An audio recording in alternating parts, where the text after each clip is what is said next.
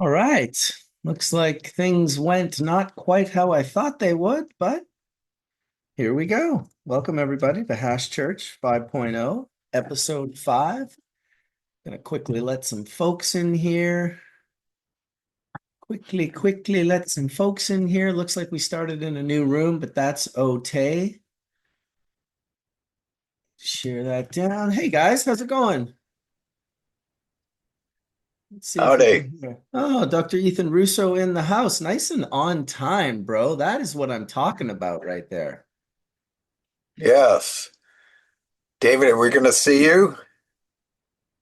Maybe we'll see his Dr. Seuss little stuffed animal. There it Oh, is. that's really what I meant. Yes, absolutely.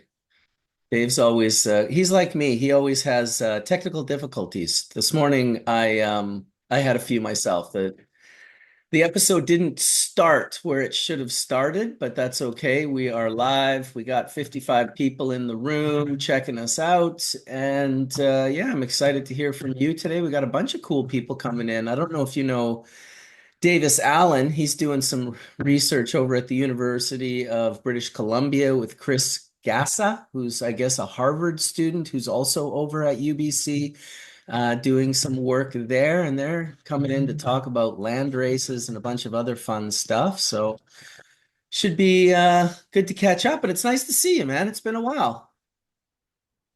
Gotcha. Hello, Etienne. Hello, everybody. Dr. Russo, thank you very much for joining us. Sure. I want to thank you. Um, for 16 years ago, I reached out to you after I reached out to the University of Mississippi to get the information on how to test cannabis. And they told me, of course, to, in so many words, to get lost. And I contacted you, and you helped me put me in touch with Dr. Hazekamp. So I want everybody to know that you were helpful and responsible in the early days for making sure of independent testing for cannabis back in the dark days. So I just want to acknowledge you and thank you for that, because of course you set us inadvertently down a path that changed cannabis, and I have to thank you forever. You're welcome. Nice. Very nice, very nice. Well, good to see everyone on this beautiful Sunday morning. I've got my sling off, so my arm is still completely broken, but it feels amazing not to like be slinged up in my on my chest here. Hey, good morning, Davis. This is Davis Hey, how's it Allen. going? He's a close pal who just lives across the way in on Bowen Island, actually, or is from Bowen Island. I'm not sure if you're living there anymore, but you are tuning in from Bowen today, correct? Yeah, I'm actually living on Bowen Island right now. But yeah, Okay. Okay, awesome. Very cool. Well, good to have you, dude, man. I'm looking forward to some of the conversations. Davis reached out oh geez, it's probably been a couple weeks ago now. And he said, "Hey, I'd like to come on Hash Church," which lots of people do. And I was kind of like, "All right, well, Davis is a smart guy. He's doing some good things." I asked him kind of, well, what kind of conversations are you thinking that we might get into? Just because I like to have an idea when someone new is coming on that we figure out what kind of conversations we're having. And he hits me up with, well, there's 4 areas I'm interested in.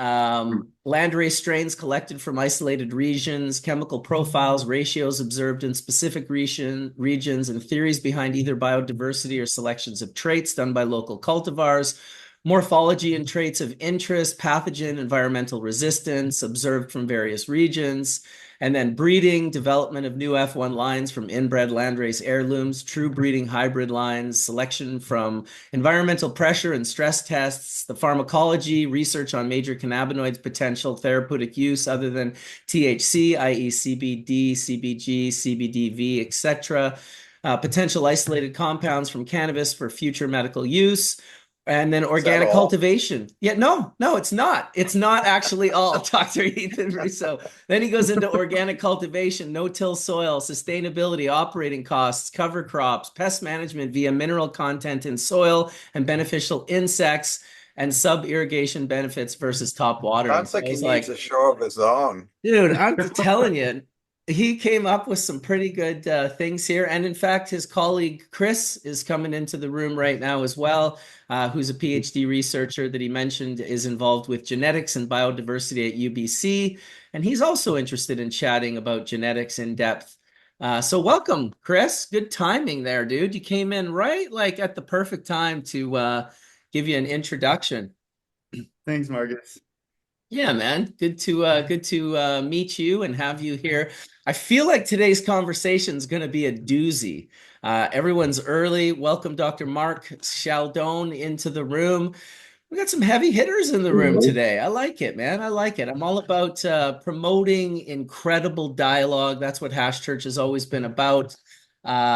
Pretty loose in the sense, but we've got Dr. Ethan Russo here to begin with. So I was figuring we would start with him and kind of let him get into some of what he wants to talk about. Ethan clearly doesn't need an introduction, but I'll give him one anyway. He's just an awesome, awesome guy, has always been so humble and kind and helpful and facilitating. And it's just nice to have you here, Dr. Ethan Russo. So yeah, let's get right into it, man. I believe one of the first topics you had mentioned was CBGA, THC, and limonene for anxiety. Did I get that right? Yeah, CBG, so cannabigerol. Anyway, it's a pleasure to be here on what I call Hash Temple, at least during my appearances. But yeah, we've had two publications this year. The first one that came out was with folks at Johns Hopkins. We've been trying for a long time to do what I call a deconstruction reconstruction of cannabis components to try and show synergy.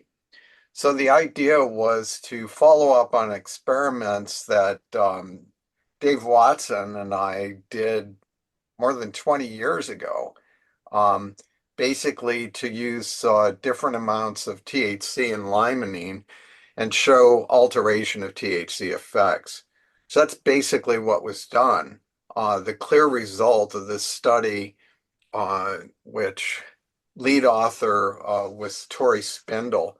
So this is available free for download at ethanrusso.org at the library tab. It should be one of the top articles, so anybody can access it there without going through a paywall or anything else. But basically what happened was at a sufficient dose, people in the study had anxiety induced by THC, which was vaporized, and this is all double blind. But with the addition of limonene in a sufficient dose, there was a clear reduction in the anxiety. And people can argue with the amount that was in there. We addressed this possible criticism in the article because the top dose of limonene was 15 milligrams, which would be hard to achieve in many types of cannabis, but there are chemovars that are particularly rich in limonene and actually can equal or exceed the amount of THC, particularly in type 3 plants. So what we did is not pure fantasy. Also, people may realize that I've always been a proponent of whole cannabis extracts, but in this instance, again, we had to separate components without using herbal cannabis that would just have too many other factors that would complicate trying to interpret the results. So again, I call this deconstruction reconstruction. The other study was done with colleagues at Washington State University. Carrie Cutler is the lead author, and again, available at ethanrusso.org at the library tab. In this study, we wanted to show and really highlight what cannabigerol, CBG, can do. We'd done a previous survey, same team, that was published a couple of years ago in Cannabis and Cannabinoid Research, and it was just a survey of people using CBG predominant material.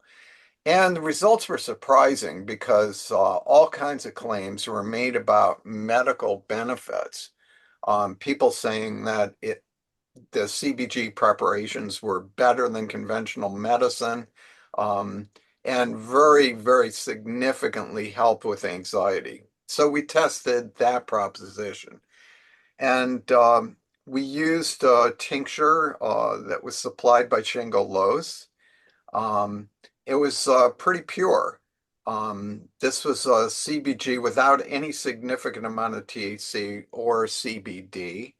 And the only terp of any concentration was caryophyllene, but um, really not a very high titer and unlikely to have psychoactive effects of its own. In any event, CBG in a double-blind study that was done over Zoom on tests of induced anxiety, like counting down from 13 from a high number and restarting every time you made a mistake, um, showed a very significant reduction of anxiety. This is with a dose of 20 milligrams of CBG as compared to placebo. Surprising result was there was actually improvement in verbal memory with CBG. So certainly no evidence of impairment. There was no particular drug liking. So it's really a unique result, showing an anti-anxiety effect without any sedation. We already know that CBG has no drug abuse liability. There's no withdrawal. So this is really a spectacular agent that deserves a lot more attention. Particularly here in the Northwest, there are CBG only flower preparations and tinctures. But additionally, CBG in higher concentrations with THC seems to do a really spectacular job in allaying anxiety that's induced by THC. So it's possible to still be high and have all the benefits therefrom without simultaneously getting paranoid or anything else with the right preparations. So anyway, that was long-winded. Interesting. It's interesting that something that is a precursor to THC could be good for anxiety when not everyone, but there certainly could be people to speak about the potential anxiety induction that can happen from taking in THC.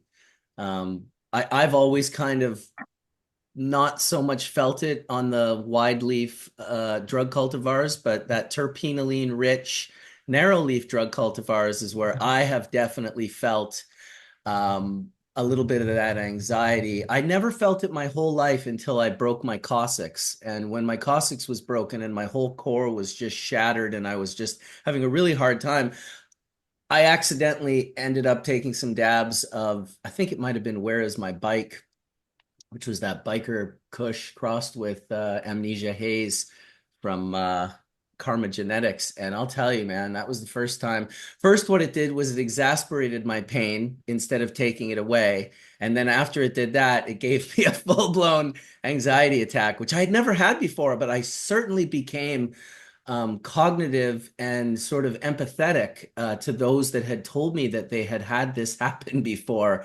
Lately, since I broke my clavicle, I've been taking quite a bit of THC gummies, just, maybe like 50 to 60 milligrams a day, which is quite a bit for me. I take like 10 at a time, and I've had no anxiety, and it's just been the most incredible pain relief that I have ever experienced. Clavicle's a pretty shitty bone to break. Not that there's good ones, but it's a painful one. You don't realize how often you move your shoulder and how often you feel it. So it's always neat. Wade was speaking to this last week in regards to how he's able to use cannabis for sort of really the first time in his life really feel the effects of it for for what he's been suffering with, which has been a form of cancer. So shout out to Wade. Hopefully he's doing okay today, and we'll see his smiley face in here.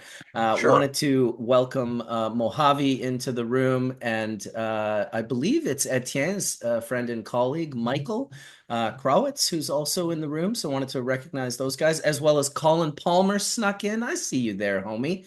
I see you there. So yeah, awesome guys. Just interesting. If anyone else has anything they want to ask or speak to what Dr. Ethan Russo just shared, feel free to chime in.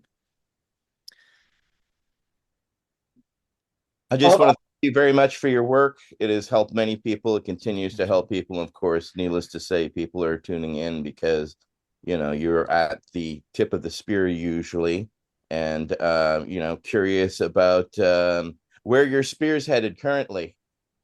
Well, we're going to do a lot more with CBG, for sure. Kerry Cutler, my collaborator on the prior two CBG studies, we've got two more planned. One is going to be with a higher dose. I'd point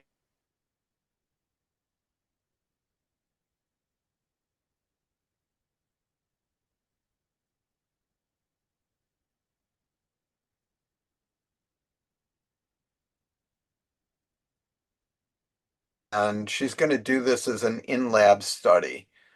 So they might be a little more aggressive in trying to induce anxiety, and they'll be looking at things like blood pressure and response to what's called the cold pressor test, how long it takes you to have pain when your hand and arm are in really cold water, and how much anxiety that produces. So that one's coming up. Additionally, we're going to do a clinical study of it'd be a formulation of my design. It definitely has CBG in it, and that will be to treat menopausal symptoms. So those are upcoming. Beyond that, we've got study about educational needs in relation to cannabis. We've got another big review on amyotrophic lateral sclerosis. Again, we're doing a bunch of formulation work, and there's always new stuff coming along. On the Johns Hopkins side, we've done additional studies with alpha pinene and THC, and there's going to be one with myrcene and THC. At UCLA with Ziva Cooper, she's looking at beta caryophyllene and THC in relation to pain. So always a lot going on. Ethan, Incredible. Oh, go ahead, Dr. Mark. I'd asked this question on the webcast that you recently gave. I forget. I don't know. It was a webcast maybe about a month or so ago. Sure. And first of all, again, thank you for this wonderful work. So it had to do, and I think we actually responded. You responded by email, and you sent me a reference on a recent study that looked at the pharmacokinetics of CBG. But I guess my other question is what is this hitting? Is this hitting 5-HT, or do you know how it's anti-anxiety mechanism? Yeah, the anti-anxiety effect is probably complex. It may have to do with serotonin receptors, but I'll be honest, I've studied serotonin receptors for decades. And it's ceaselessly complicated because they do different things, different places. They can do different things at the same receptor site. So if I had to explain it, I couldn't. I would just say that. We know that CBG increases GABA activity. And so the anti-anxiety effect may well be mediated through GABA, which is an inhibitory neurotransmitter. More work is needed there, but the bottom line is that this is really an amazing anti-anxiety agent. For people who are aware of pharmacology, just about every anti-anxiety drug is simultaneously sedating and or addictive. And that's just not the case here. So this really may be what society currently needs. Everybody's been through the ringer the last several years, whether it's economic stress, pandemic, war, you name it. So I think personally that CBG is the answer to a lot of what people might think of if they need a little pharmacological help with all that stress. And do you think CBGA too has its place there? I'm sure you saw this. I was fascinated by this and surprised actually this study didn't get more light, but about a year and a half ago, a group reported that CBGA shuts down store operated calcium entry, which is part of the inflammatory sort of cascade, if you will, and may actually be one of the underlying mechanisms that cannabinoids, in particular cannabinoid acids, are anti-inflammatory. So do you think CBGA, just because of that extra acidic group, there could be some additional, and I guess where I'm going after here, Ethan, so if you were ingesting like CBGA flower, so if you were juicing it or somehow getting the whole flower, is there a nature to wanting to have both the acid and the decarboxylated material? I'd say yes. Often these combinations of the acids and neutral cannabinoids are really helpful therapeutically. The problem is, as compared to the other phytocannabinoids, there's been extremely little work done on CBGA. So again, if you ask me what are the mechanisms of action, I'd have a hard time saying very much. But certainly that would be a really great thing for some grad student out there to do as a project. But I can tell you that my friend Dustin Sulak, his healer products, they have a preparation that's CBGA and CBG, and seemingly have a lot of good results in a variety of conditions. How it compares to CBG predominant without any CBGA, I couldn't say at this point, but often we do see added benefits of combining like that. Then you play that instrument behind you.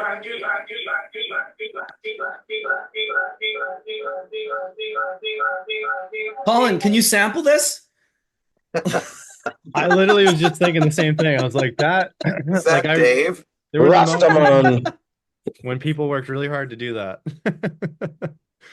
And now it just happens. That was Hey, absolutely Skunkman Sam asking you if you played that instrument behind you. And welcome to Chimera, dude. That's Yeah. awesome to see you, man. Since this was brought up, that's a Turkish oud, and yeah, I play it.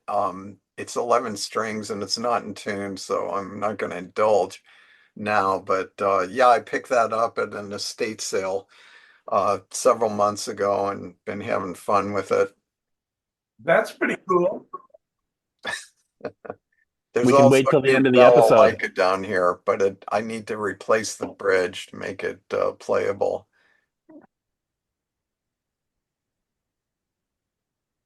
Howdy, y'all. Nice to see you guys. I'm sitting here with Sam. Good to see you, Chimera. Love you, bud. Been too long. Nice to see you all. Hey, Ryan, how are you? Well, that explains the feedback from Sam then. You can't have two mics so close to one another. Yeah, I've No, got my I had it a mic. couple weeks ago. My friend Merlin showed up here for the show, and I was like, oh my God, like I put everything in my headphones if I don't have headphones on. So I just didn't speak for the entire show.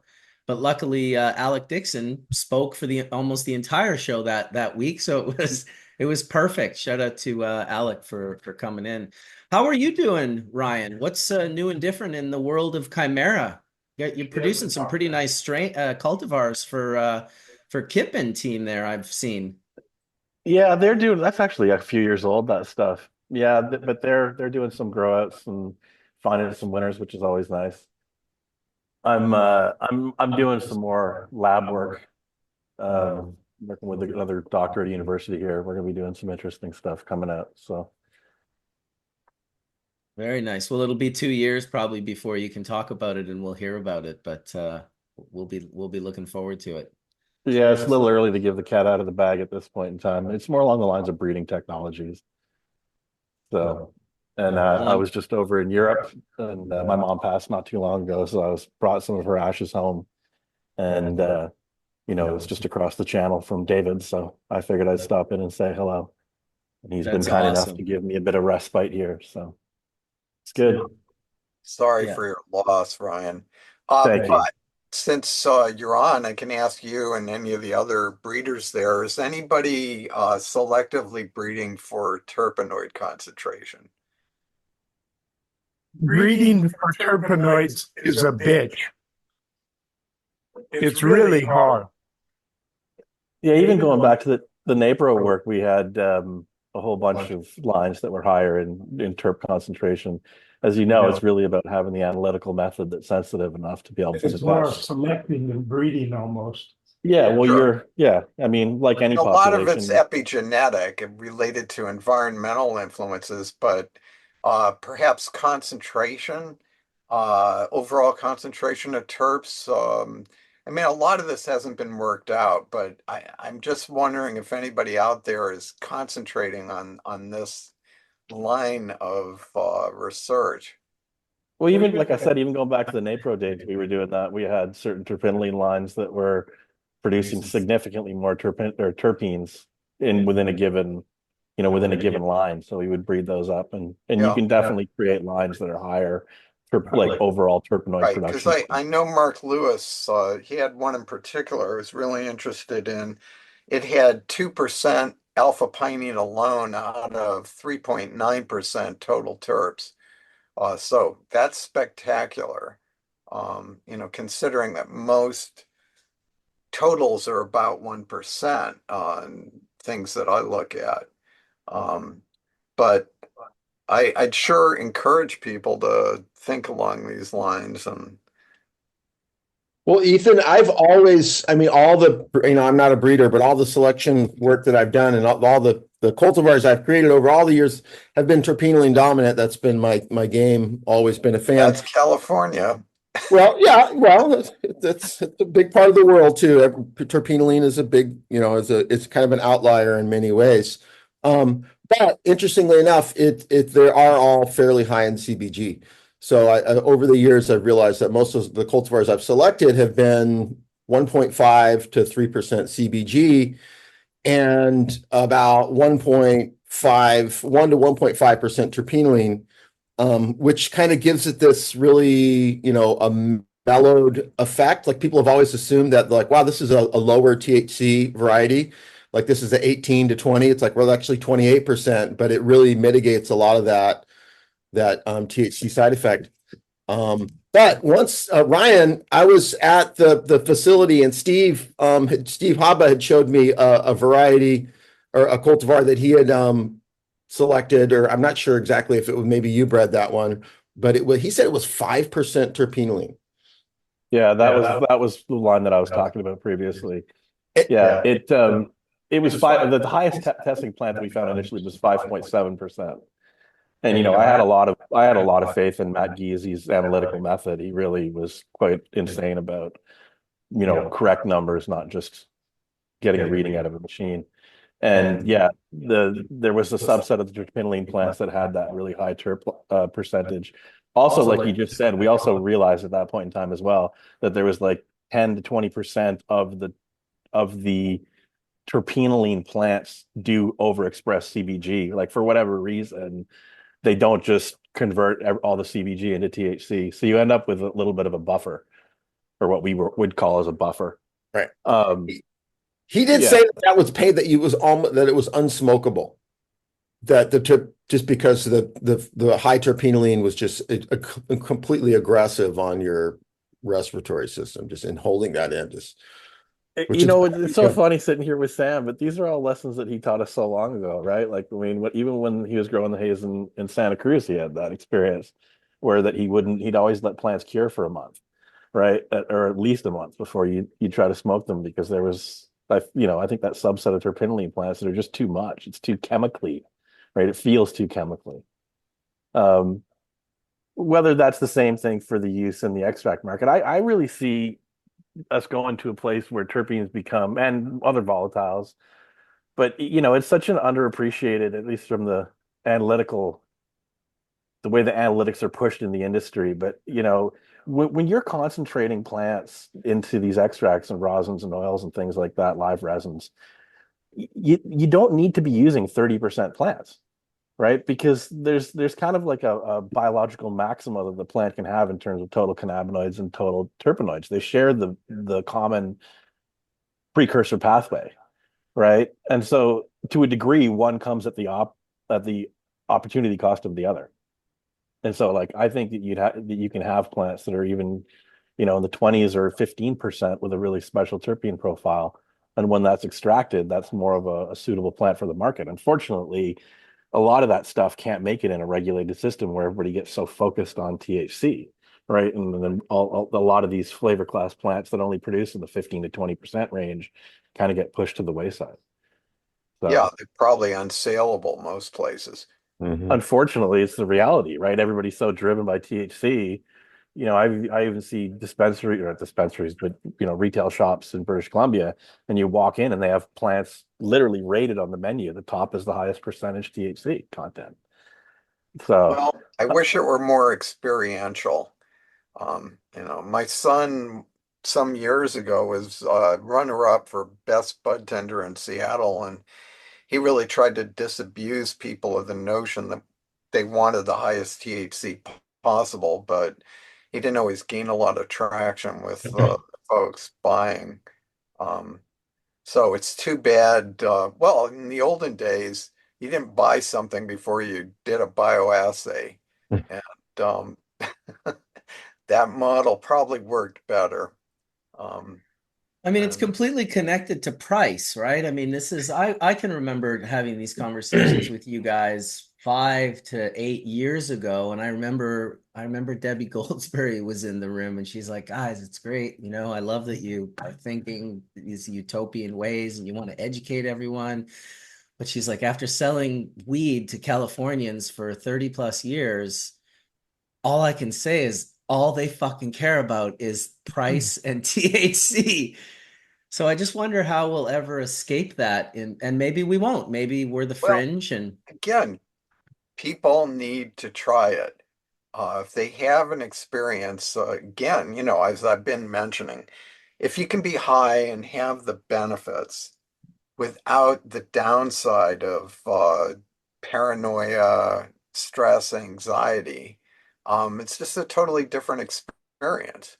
And I think people my age really wax prosaic about the olden days. And it's true. There were very high THC chemovars available then, but they were much less common. However, the experience was different, and it wasn't all THC and all myrcene. And a lot of people, older people, miss those kind of experiences and don't like a lot of what's out there currently. Ethan, I'd also just say it's not just, it is older people and people have had the opportunity, but in the breeder community, there's a lot of people who breed and have smoke flower that they don't sell. There's a lot of growers who have flower at home that they grow and smoke and not what they grow at work. And it's really the market dynamics to me that's really taken over cannabis, where I remember at one point, like distribution guys in California were like, oh, people don't want that. Like they were making big decisions for what people want.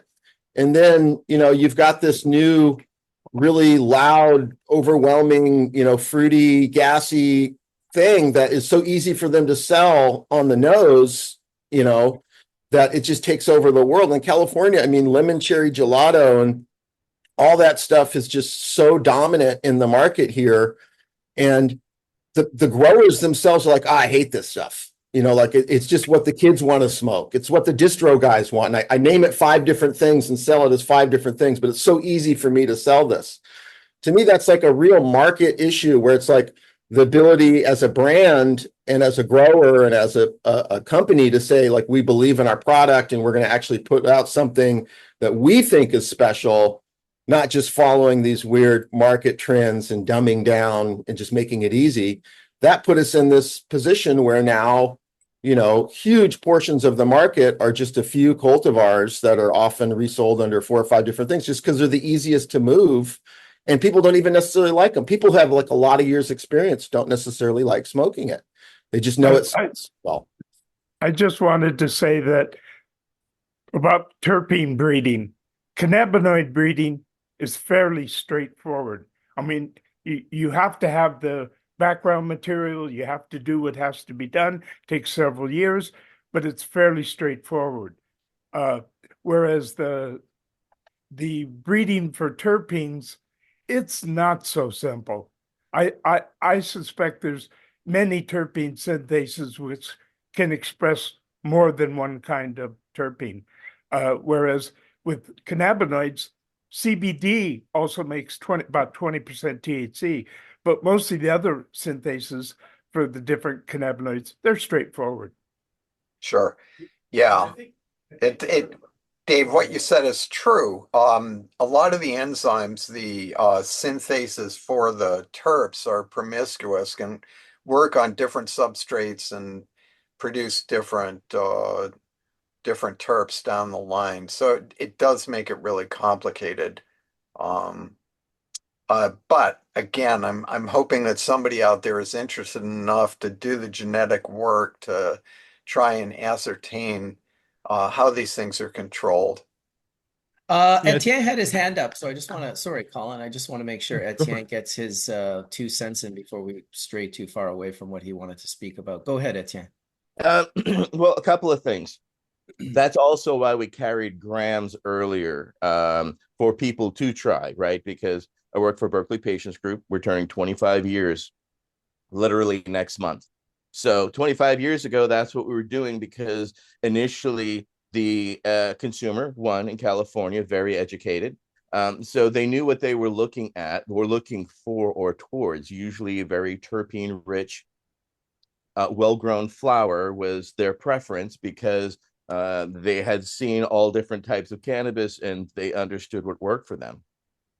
But early in our testing, right, when we were starting to isolate THC and then when we found CBD, that's where we had the problem because science wasn't there. So we had the problem converting what we were missing from science from the effect, right? Because we knew that THC was not the be-all end-all. We knew it was very important. However, we didn't realize the symbiotic relationships that were there, or science wasn't able to convey them at the time so that we could get a handle on the misinformation of THC content being the be-all end-all, as opposed to realizing the other cannabinoids were at play as well. And we're still struggling with that, unfortunately. And I hope that we're able to someday get an educational outreach to the consumer so that they can stop this because of the alcohol causation that seems to be the predominant thinking that high THC is now going to get me the best high. And we know that, therapeutically, medicinally, that is not the case in any way, shape, or form. In fact, we find lower THC and other spikes in cannabinoids, et cetera, to be very most important. But to Dr. Russo's point, yeah, early on, we had to go small so that people didn't feel the financial ability to commit to, the overprice that was, of course, cannabis, which is back then, $4,000 to $6,000 a pound, which 25 years later, we're thankfully is no longer the case. So sorry to be so long-winded there, but I thought some perspective for the viewers might matter. Well, maybe medical users can drive it because recreational users, they're going to be How much THC? What's the price? Yeah, I just wanted to say I was looking through some of my COAs and some of my testing, and Ethan, I've always sort of, since the beginning of being able to see what's underneath the hood in terms of what constituents are there making up these profiles, I've always tried my best to selectively breed towards things that were we're looking at the COA and saying like, okay, well now this translate, for instance, I have lemon G13 up. I always believed that it was high in limonene. And then I started working with the plant really deeply, and I realized it was just really beta myrcene that was driving it. And 1.79% to 1% of limonene or limonene was really driving those flavor that the essence that I really loved of it, right? And you look at it, and it's 4.3%, 32% in this COA of beta myrcene, right? And that's incredibly that's really notable if you're breeding towards flavor profiles, because myrcene's not something you're breeding for. You're typically trying to get away from that, to be honest. Sure. So it's really interesting. But again, as we've all said, the more I started looking towards breeding with that methodology, it dispelled whether or not that was really the path, right? So I think markers, I think last week we really talked about some CRISPR. I think things like that are getting us closer to understanding the ideologies that we can kind of dispel and kind of work through to better understand the path. But there's so much work to be done, because if you cross two offspring together, it's very highly unlikely that they'll even resemble the mom or dad. So I think it's as Sam said, selective breeding and going towards the human aspect of things is still a big part of it today. Listen, you don't need to go CRISPR to do that kind of stuff. Yeah. Right. One of the things that people are not doing in cannabis breeding, and I know because I've seen this and I've done it both ways, the reason Napro and Mark Lewis are having, and Steve, Hava, they're having that kind of results with the breeding is because they take every plant and it goes to a laboratory. Whereas the vast majority of people that are doing this, and I would say 99.9% of the people growing cannabis, they select the few plants that suit their goals and they send those to the laboratory, right? So if you try to kind of come to it from a prospecting kind of thing, that's like taking a square kilometer and digging 4 holes and then deciding what is in the entire square 4 square kilometer space, right? You literally have to take every single plant and you're looking for those things that maybe the human nose doesn't quite detect. Or really maybe we don't detect them in the same way. Whereas when you do a chemical analytical, kind of high throughput, like brute force approach, you might see some chemicals that are hidden in the mix that you would otherwise miss. And then you can pair those plants together or self them.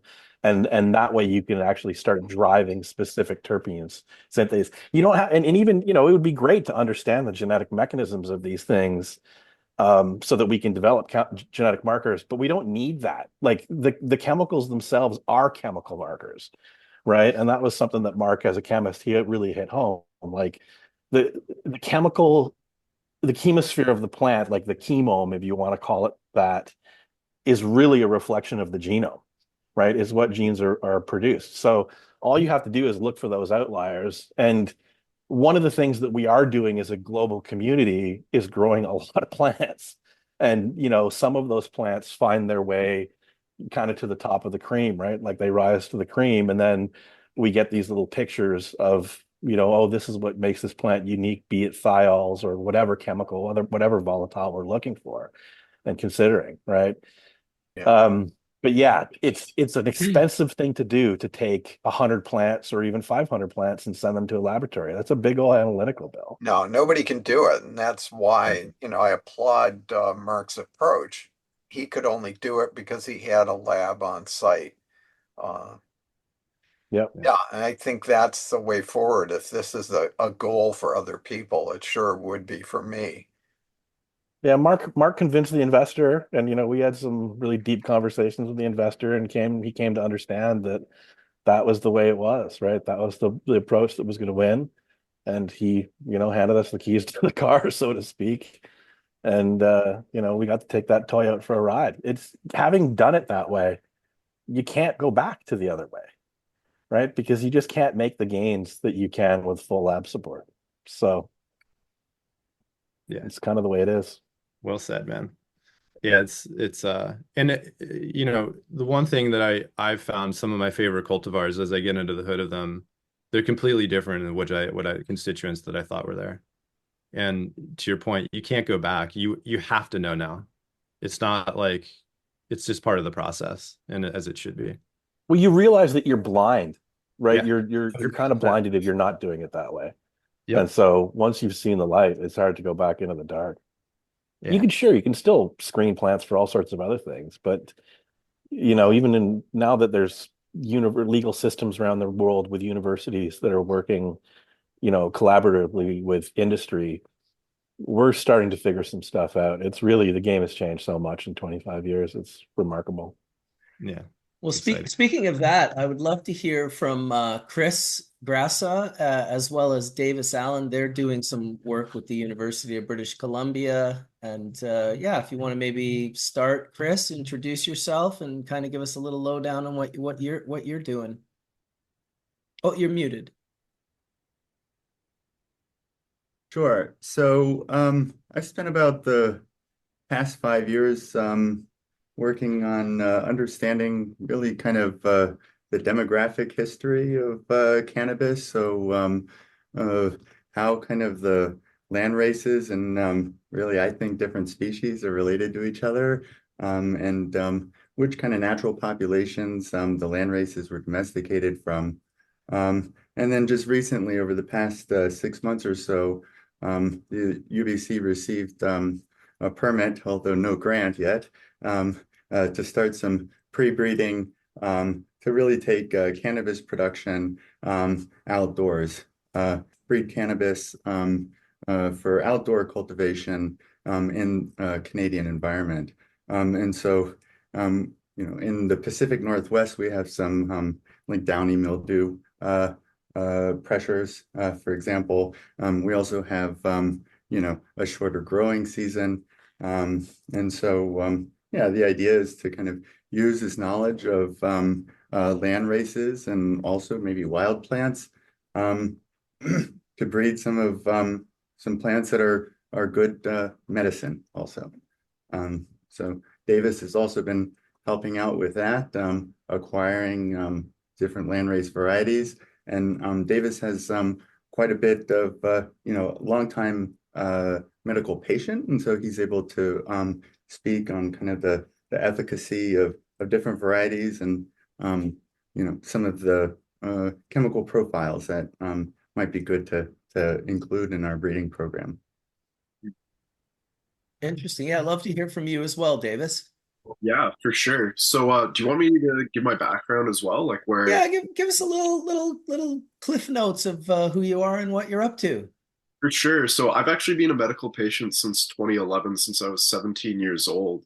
And I got into the industry in 2013, ultimately because I noticed that just like a lot of you guys are discussing, like there seemed to be an emphasis just on THC and not on the full profiles of the plants. What I found really interesting is one time I had a university lecture a few years after I received my medical card. And I noticed that there's like a different effect to it. Like I really paid attention in class, all these other things, because I was actually thinking about not even attending my course because I was having some autoimmune issues. What was really interesting is we had lab analysis done on that variety, and it had a low concentration of CBG, which is really interesting that this is being talked about in this discussion as well. And it really led me to look into the chemical profiles of various varieties and have a strong interest into land races, because what I noticed after years of collecting land races is that there's distinct effects that seem to be standing out within different varieties. And it led me to want to collect land races from various regions for future medical use, additionally for research purposes, which I'm fortunate enough to be sharing now with UBC. And additionally, on top of that, I think that while I agree with you guys that like in the current market, there's an emphasis on THC, I ultimately think over time that's going to shift because people are recognizing more and more, at least I believe, that having these kind of distinct profiles will allow for different type of psychoactive profiles.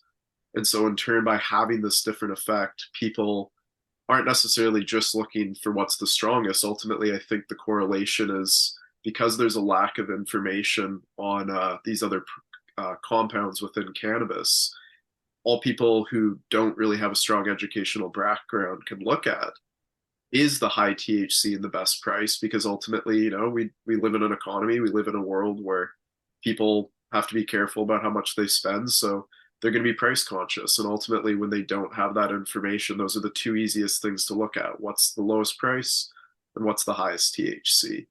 And so, yeah, I truly believe that over time that's going to change. And it's interesting, just a few things that I heard from Ryan, for example, there about the, you know, profiles that aren't necessarily, you know, 30% THC, that then in turn, if they're like at 15 to 20, have these more like unique flavor profiles. And I also co-founded Island Genetics. So like we're a Health Canada licensed cultivation company. I just recently left the company, but still really close with everyone involved. It's friends of mine. And what we noticed is that, yeah, there's definitely some unique profiles that aren't necessarily the highest THC, but they wash well. And then in turn, they have a really interesting effect in product. Nice. Thanks for sharing, Davis. And I believe we had Bryon pop in, snuck in behind us from Best Friend Farms. Good to see you, dude. Good to see you. Hey, how you doing? Nice to see you. Yeah, very good. Got a powerhouse of a room today. It's really nice to see. I haven't seen Ryan in so long. It was really nice to see him. He's always a great source of information. And what you said earlier, the chemosphere of the plant, that might be my new favorite quote. You know, I was just thinking, you know, it seems like the one thing that could save the industry right now is low THC flower. Just because we're in a supply and demand issue with people overgrowing. We're heavily saturated markets.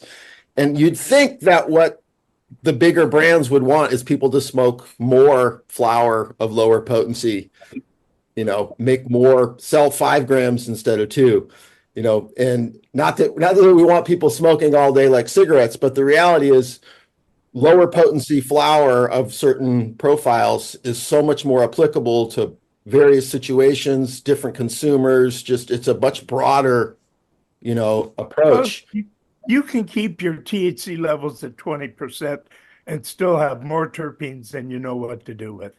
So it doesn't have to be extremely low. Yeah, so Mojave, I did a study for a year and a half with a toxicologist and 2 other PhDs. I don't know if I can say the name of the company, but I'll talk about the study. And what we did was we tested varietals that were in the 30% range and then below the 20s, right? And we gave those patients over a year of time those 2 varietals, and we asked them what they thought was more potent.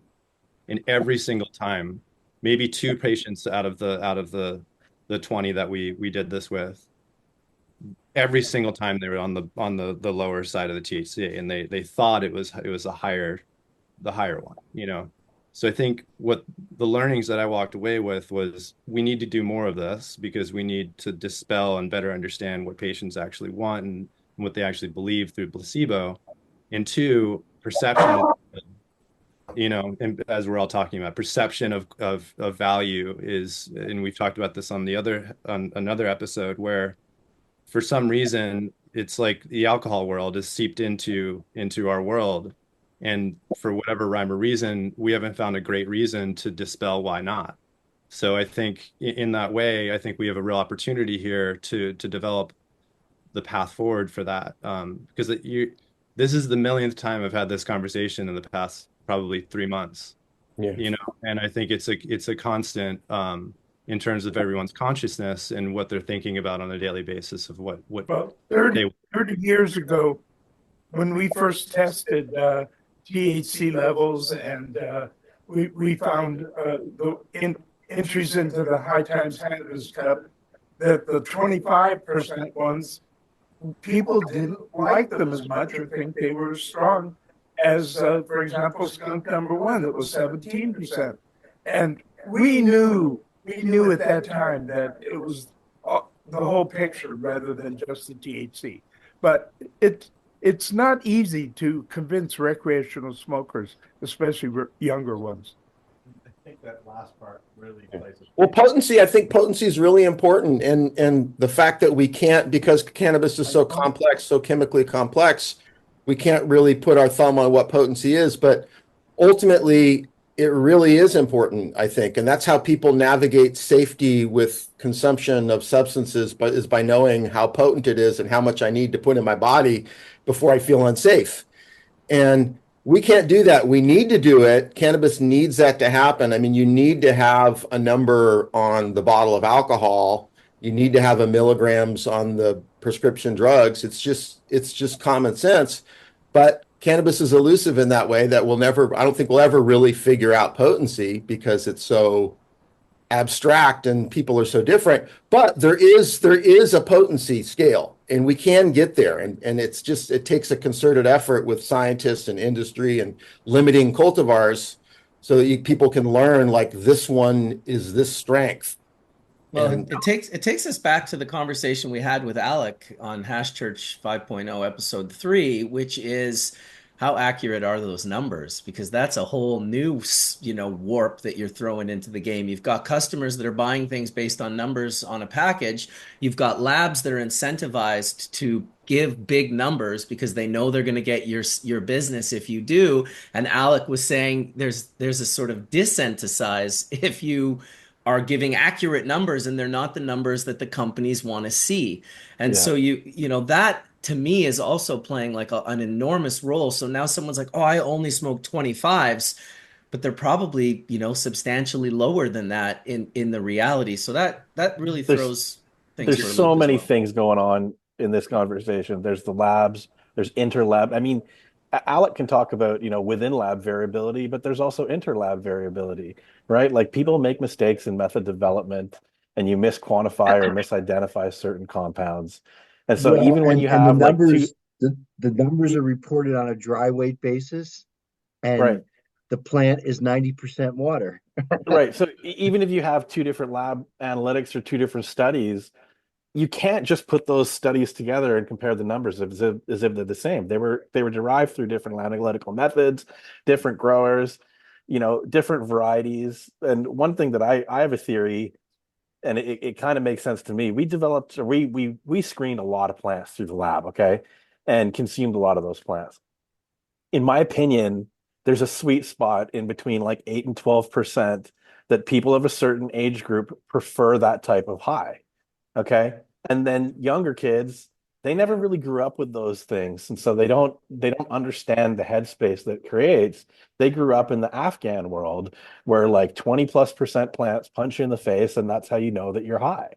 Right. And so like I really think that like the perception of what is high is different between people in, say, their 40s to 60s. I was laughing when Mojave said, the young kids. It's like, at one point in time that was true, right? But we're not really the young kids anymore, right?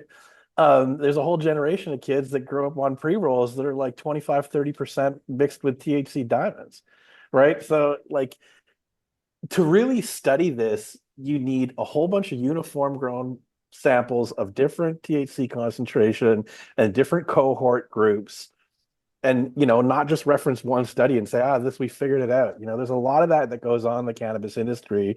We take a little snapshot of something that happens in the real world and we make this generalization of the way that it is, right? But I think that there's so many variables and there's so many differences between consumers that it really is a hairball that is quite difficult to tease apart. Well, But even the way sorry, go ahead. No, I was just going to say that I think that there's plants in that 8 to 12% THC range. It's not necessarily the chemical profile of the plant. It's just how loud you're listening to the music, right? And it creates a certain headspace.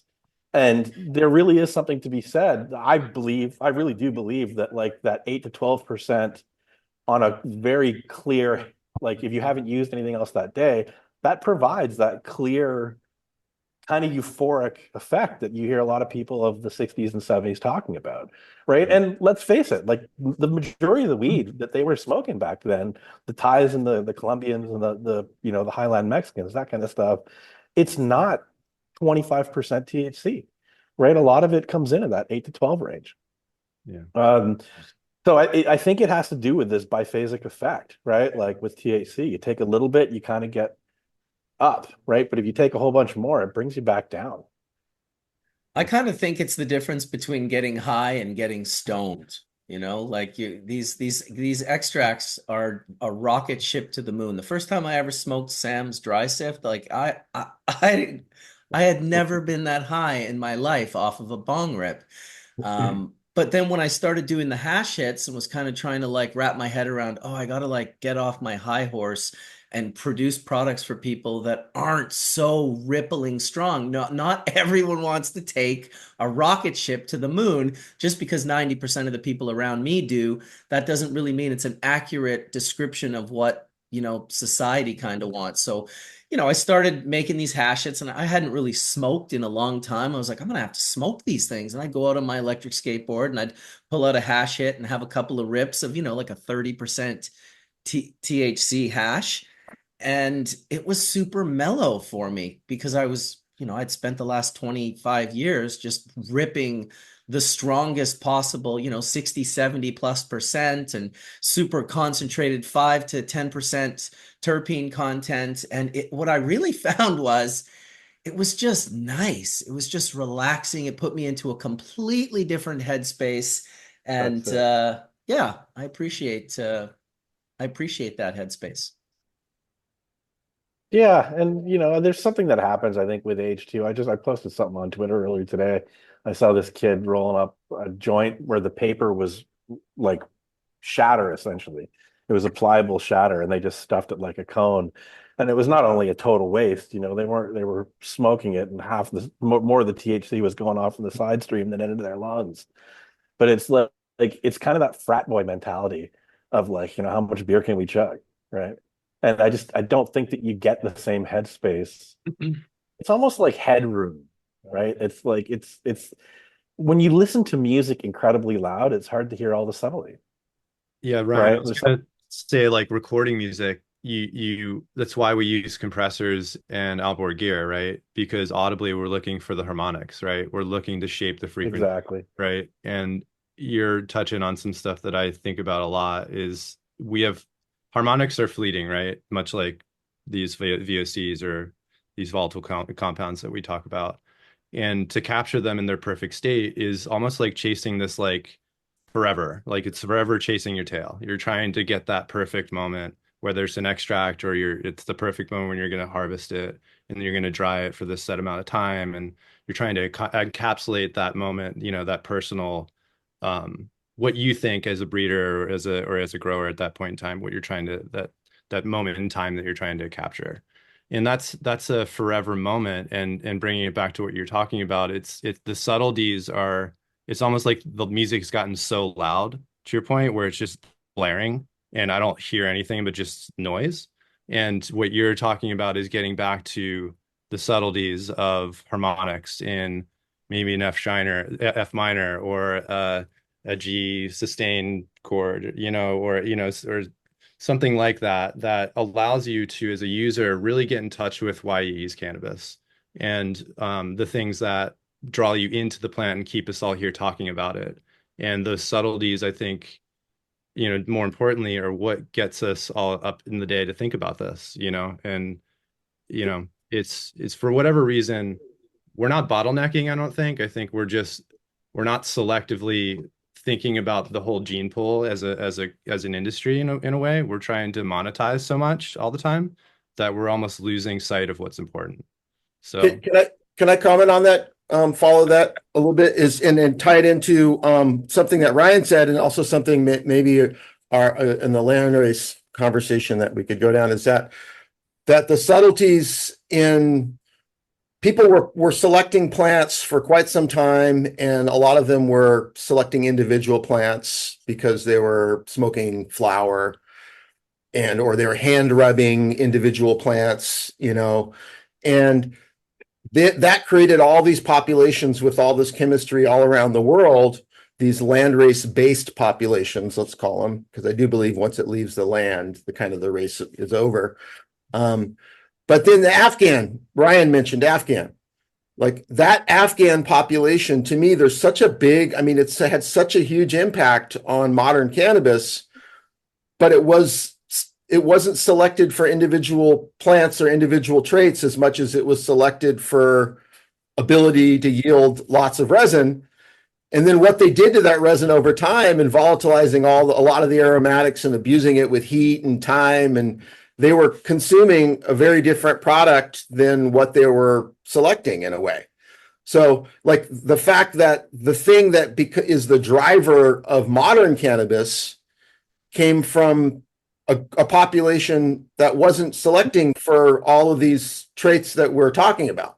Individual, like the nuance, the harmony, the color and the resonance and all that stuff, right? Because it was lost. They were selecting literally for API. They were selecting for the bulk power of oomph of hashish. And on top of that, they were consumers. I mean, think about it. They were the heads that you're talking about, Marcus. Afghan hash smokers, dude, they smoked lots of hash. It was like a race, smoking, like Sam will say, like smoking the hubbly bubbly. Only certain people could do that.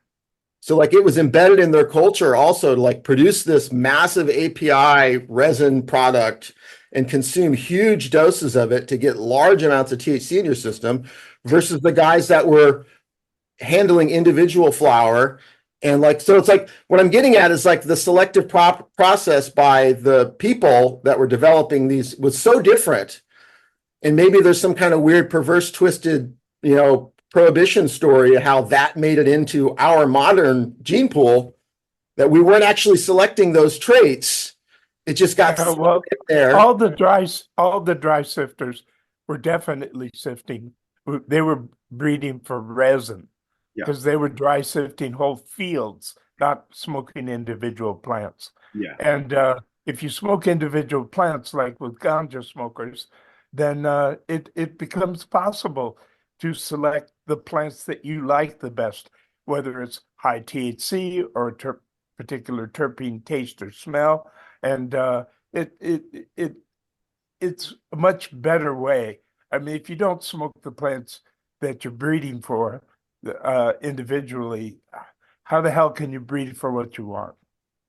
Well, and they were also, you got to remember, they were also kind of only doing selections on one half of the cross, right? Because we were selecting the females, but the males were nobody was doing any selecting of males. You were just getting what was around in the population. So there was a real friction or drag in the genetic selection, right? There's been some pretty significant things that have happened, growing indoors and allowing more controlled crosses and use of clones for like back cross programs, stuff like that. But moreover, like STS and, breeding two females together, that kind of thing has really changed the game because it allows us to start making positive genetic selection on both sides of the parents, on both sides of the cross. Right. So also turning males female. Also, so you can yeah. mention that. Yeah. So Davis had his hand up. Yeah, I just had a comment about that comment earlier about Afghan populations. I think the situation is that Afghan populations and varieties from Pakistan, you're right about the selecting for resin content over individual plants, but I think the reality is that those populations are very biodiverse and high in overall resin content, which is true, but it's actually the Westerners selecting just for the THC content, which is kind of like changed from like a diverse profile into like, chasing THC again. So the reality is like those type of populations, like if you actually go and collect wild Afghan and Pakistan populations, you're going to find a lot of CBD, actually like equal quantities. So the reality is that because we've artificially selected in the West for only THC, we've actually bred out a lot of the traits that naturally exist there. So it's not actually that it's like high cannabinoid content, it's that we've only selected in one pathway from it. Yeah. So I have a question for Sam. Out of all the so-called landrace stuff that I've collected over the years and decades, the stuff out of Iran has been the most hybrid-like that I've ever seen. Like every single thing I've gotten from that region. What do you think that's due to? Do you think that region is selecting and outcrossing first more, or is there just more? First of all, I strongly suspect that a lot of the Iranian populations that we see today are coming from Afghanistan, Pakistan, because let me tell you, they were heavy and hardcore on cannabis in Iran in the 60s, 70s, 80s, 90s. So where did the big population land races come from? I think they were imported. Got it. Well, that makes a lot of sense because that's exactly what I always thought. I was like, how is this even possible? How are these plants so good? Like, there hasn't really been an ability to really grow these things the way that we envision them in the Western world, due to their laws, right? So, Mojave said something really interesting earlier about, once you take the plant out of the country, it's no longer a land race. It's not even that. The definition of a land race is like a biological type that is maintained by a culture, right? And as soon as the culture's gone, they're the people. Yeah, exactly. It's man and it's human and environment. And so once that human use, like for example, tie sticks, right? Like they were selected for all those traits because that's what tied well to the stick. Yeah. Right. So yeah, once you take a plant population away from its land and the culture that is responsible for ushering that breeding system, you really are changing it. Yeah. And like, let's face it as well, cannabis farmers are no different than all other farmers. They want to grow better crops every year, right? So realistically, if you're thinking that you've gone to any of these places in the last 20 years and you're collecting land races, you're not collecting the plant that was there in the 60s and 70s. Right? Yeah. Like people have been bringing in seeds, and cannabis is a prolific outcrosser, like we all know. So I'd be remarkably surprised if these things were as they were back in time, because there's been so much money spent all over the world in crushing these populations and crushing the cultures that produce them.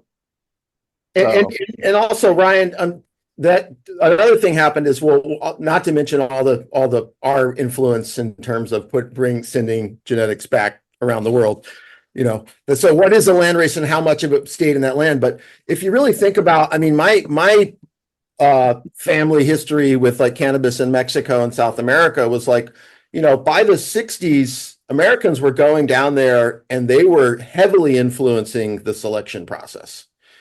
It was no longer just the local guy in Acapulco who's just like, this is our family thing. By the time they came down and said, yeah, we'll take some of this, but can you plant another field of that over there? I'll be back next year. Oh, yeah, and this one was good. How about that one? It's like, it really became an export product in the 60s and 70s. So a lot of the original selection forces had shifted towards export to a Western culture. So getting back to like, what was that original selective force and why did that people in that culture and that geography and that gene pool structure itself that way is really, it's so far, it's such a prohibition story, about how prohibition shifted all of that and how we landed where we are today. And now I see like people here in California, and I love the idea of bringing diversity back into the market. But people using the word landrace to sell cannabis and to say, this is a landrace, or I use this landrace cross, it's just like, I get it, it's just bastardization of the word, but it also, to me, there's a little bit of a cultural appropriation thing. There's some protocols, some international treaty stuff. It's like, you get into a really weird space. Not only that, Mojave, but how do you maintain a landrace with less than thousands of males and thousands of females? You don't. It changes every year. Well, and they were, even back then, they weren't one thing. On a much slower basis. Yeah. That's In why situ versus ex situ, I think, is if you're like landrace population, ex situ means like we took this population and now we are altering it. Yeah, so And that's what brought this up ultimately is like I wanted to hear from the group because out of everything I've grown, like none of it's all hybrids. Like I don't I mean, let's be real, like there's nothing I've looked at was like, oh yeah, like I haven't seen that trait before in some form of fashion or another, you know. It's just maybe that line could be improved. But I don't know. I don't know if anyone on here has seen things they have yet to truly see, but it seems to me like there's um, a lot of social appropriation. There's a lot of misinformation and a lot of, you know, quite frankly, hot air that's being blown around. And sure, these regions have great respective gene pools, and we should be dipping into them and working with them in some respect, but we also have to recognize what they are and what are we actually after here, you know? and there's a lot of Sam in there. Let's just all be honest. Sam, I was Sam, gonna say that, like Genghis Khan. Okay, so you know when you go That's around, right. Everybody knows It that has to be. everything is half skunk. okay, that's what I'm saying. Okay, now this Samus is where. Khan. All right, this is where I want to introduce a friend of mine who I had come in, who's my mentor, who I've been working with at the international level. His name is Michael Krawitz, and of course, many of you on this panel know him, or know Ethan and Sam, etc., because he's an OG cannabis collector. But one of the things that has been worked on is this thing called the GRAKT Treaty, GRAKT. And it's a new treaty having to deal with land races and those land races that were stolen. So I want to introduce Michael because he's my mentor and also part of the Veterans Action Council, which is a national and international organization, and have him speak on the GRAKT Treaty. And then I did bring him on because he's one of those amazing collectors. So he has some amazing cannabis artifacts that I just wanted him to show and tell and bring him on. So Michael, welcome. Thanks, Etienne. I put in the chat the link to that treaty a little while ago, actually. I was answering Colin. So the international treaties have sort of slowly caught up to the past. I was very, very thrilled to have a little bit of input from our mentor in-house here, Sam the Skunk Man, who made an appearance in Vienna at the international meetings to speak about the need to work on this end of I don't know what you'd call it, sustainability, paying back, paying forward. It's about respect for indigenous peoples, communities, stakeholders, but also small craft farmers and their craft and their not just their genetic resources, but most especially and importantly, the knowledge base that comes along with the genetic resources on how to turn these genetic resources into products. And I would go so far as to say everything that you've said so far has been remarkably cool, but also fits into that category. This is the traditional knowledge that you're working on building a new craft of traditional knowledge. This particular set of treaty meetings culminated a 25-year negotiation to create a first ever international working document that takes the Convention on Biological Diversity, the Nagoya Protocol, and other things that have been designed to create a good working relationship between industry and stakeholders, and nations and their citizens and stakeholders, and industry. But to take it one step further, to actually come to some sort of agreement, quantifying, exactly what it is that we're talking about, and coming up with some concrete ways. They didn't go so far as to come up with sort of real, what we would call real enforcement mechanisms, but at least there is now international agreements that make it possible to foreclose on those that commit fraud, at least, and do some of the more egregious things that we feel like are being done in that genetic land race community. This is about the seeds that we took back in backpacks full of weed in the 60s, going all the way back to the 1860s, to the 1960s. So this is generational, many, many, many generations of damage done by colonialism. I never thought as a cannabis activist that at some point I would be sort of butting heads with colonialism and trying to tear down some of the last infrastructure that's built out of iron, and all the rusty is not going anywhere too easily. But that's exactly what that was. Michael, let me interrupt for 1 second. Do you know of any seed company in today's world that is bringing landrace seeds from various countries, which is obeying these treaties and kicking back to the original growers? I don't know of any. Not yet. And your sentiment in that regard was well received at the United Nations. I can tell you, and this is planting new seeds of change that hopefully will lead to those types of relationships, which are healthy and sustainable, but also give us access to these special plants that give us these special characteristics that are our future. Well, unfortunately, we have access right now because people are just liberating them for the revolution, and they don't kick back anything of any significance. Yeah. Yeah. I think that, there was one conversation I had, the Thai Cannabis Corporation was very concerned that the efforts to work on these treaties and negotiations might actually stifle progress, stifle innovation. And that was a very good question. I thought about it for quite a while, did some research, and came back with a no, it wouldn't. And the reason why is because it moves too fast. Genetics, you're only a couple of years away from the next big discovery of something that's very specific to a particular place, a land race that hasn't been really discovered yet and created yet even.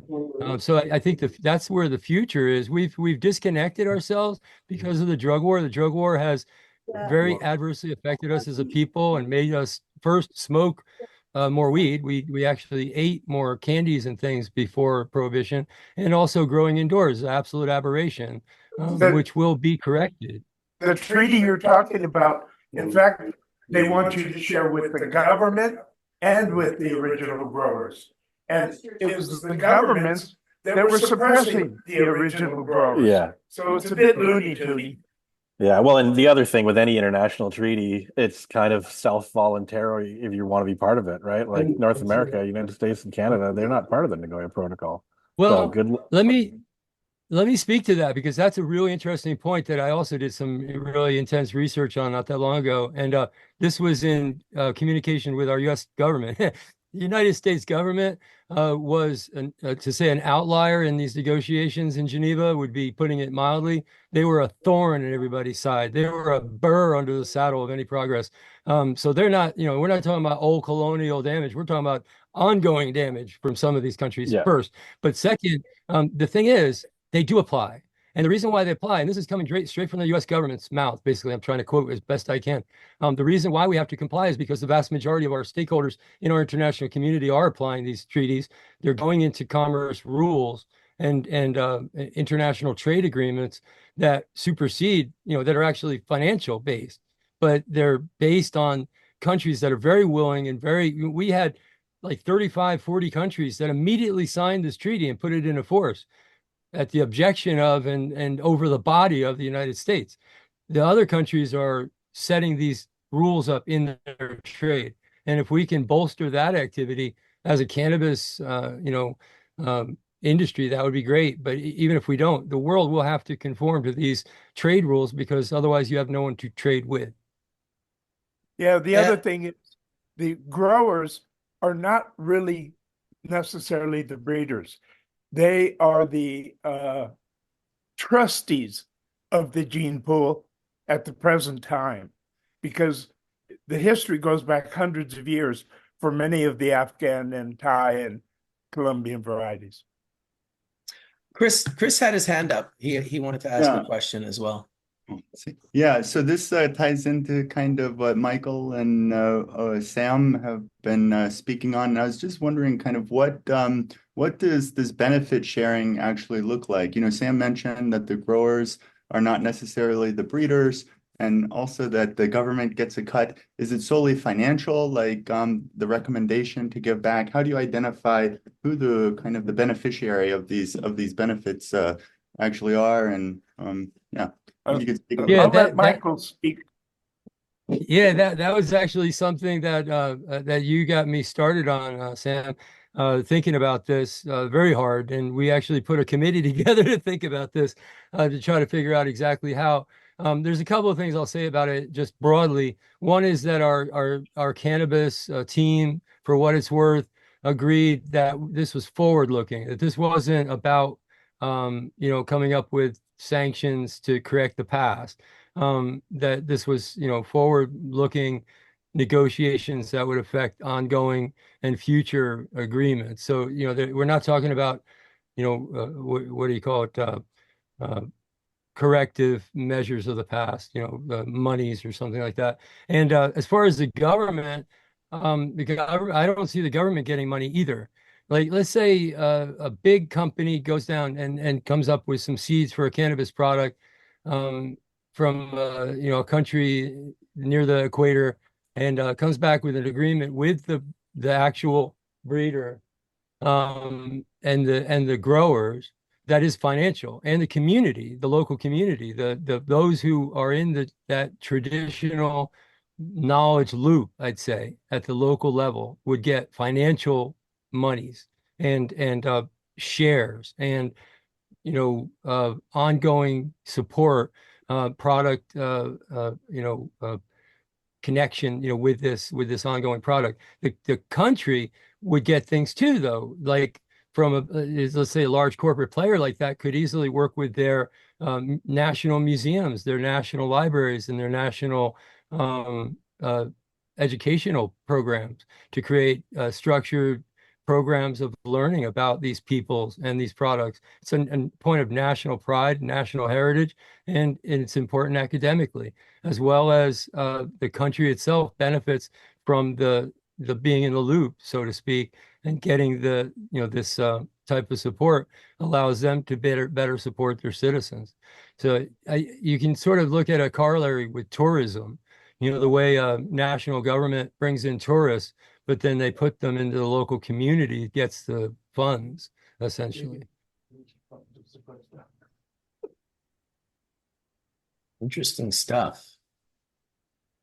Yeah, I just want to also congratulate the reason why Michael has been working at the United Nations since 1997, and he's been guiding me for the past 4 years there specifically. But yeah, he went there at the behest of Jack Herrera and others, and Dennis Perrone, and he is the reason why medical cannabis has been legal worldwide since December 2020.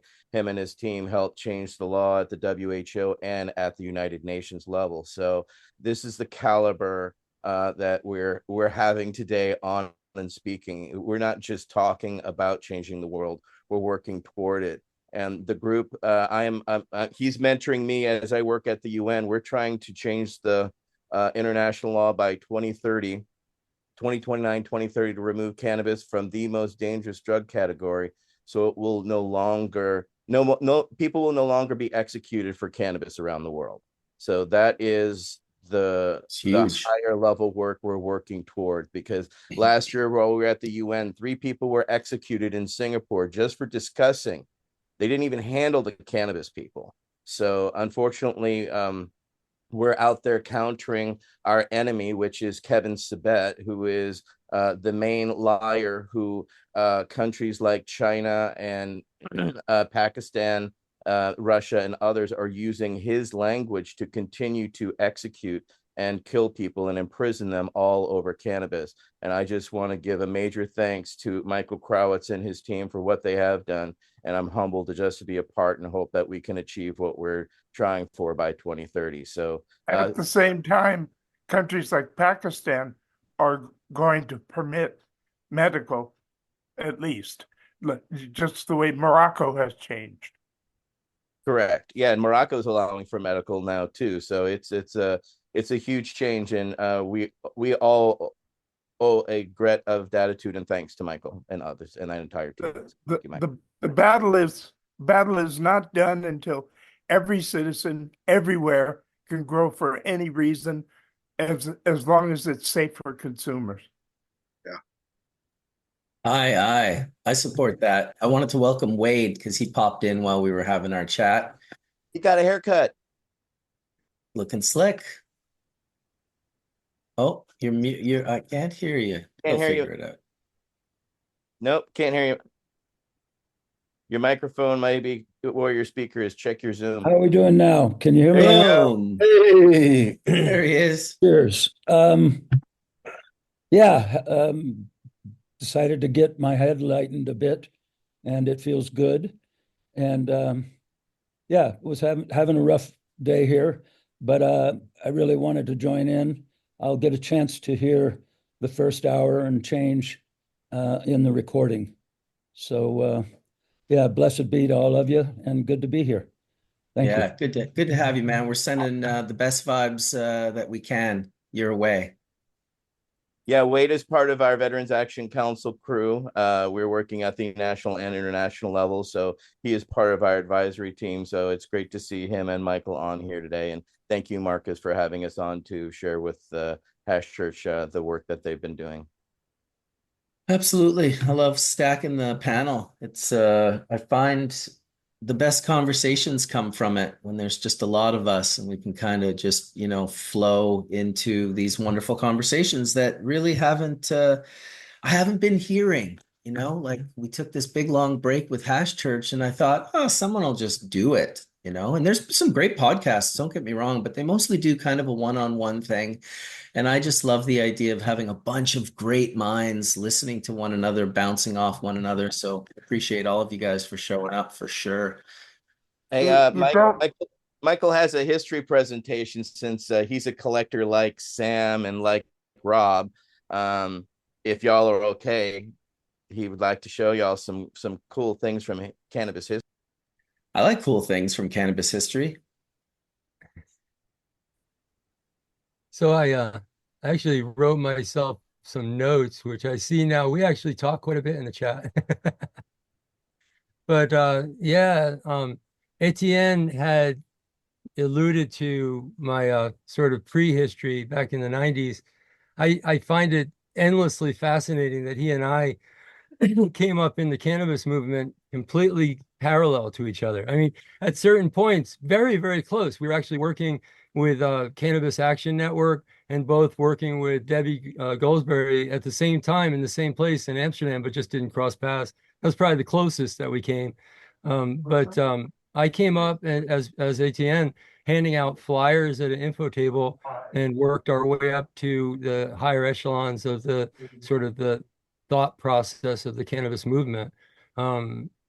Sort of the special forces, if you will, of the cannabis movement.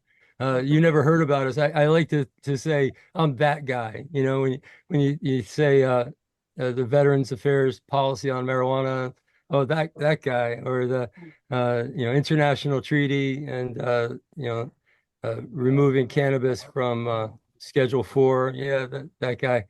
But it's really my prehistory to my activist history that comes out here.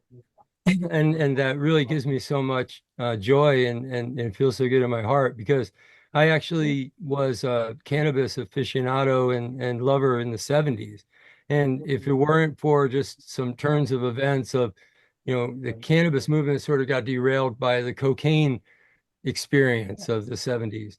At that moment, that's when I was coming up, right at the moment where the cannabis movement had derailed and the president's cannabis, program and legalization had been derailed, and there was all this scandal.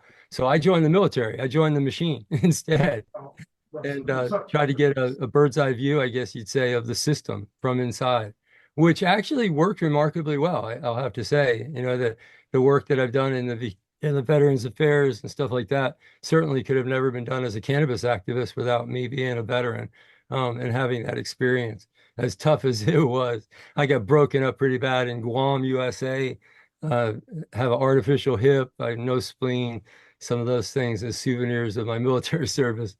But no combat or anything other than just poorly constructed roadways on my way home from dinner in Guam. But other than that, but I think it's interesting. My childhood, I grew up in the auction business. My father was a professional auctioneer, the president of the Auctioneers Association, that kind of stuff. And I always have looked at things from a historical perspective and digging into the junk boxes and finding, antiques and things like that. That was very natural to me. And coming up in the cannabis movement just gave me the information.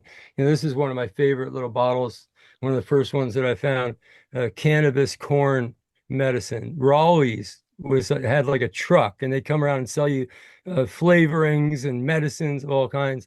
And it was cannabis for corns, alcohol, ether, and cannabis. And if it's had cannabis, it was a pain-free corn relief, and that makes sense. The science and cannabis.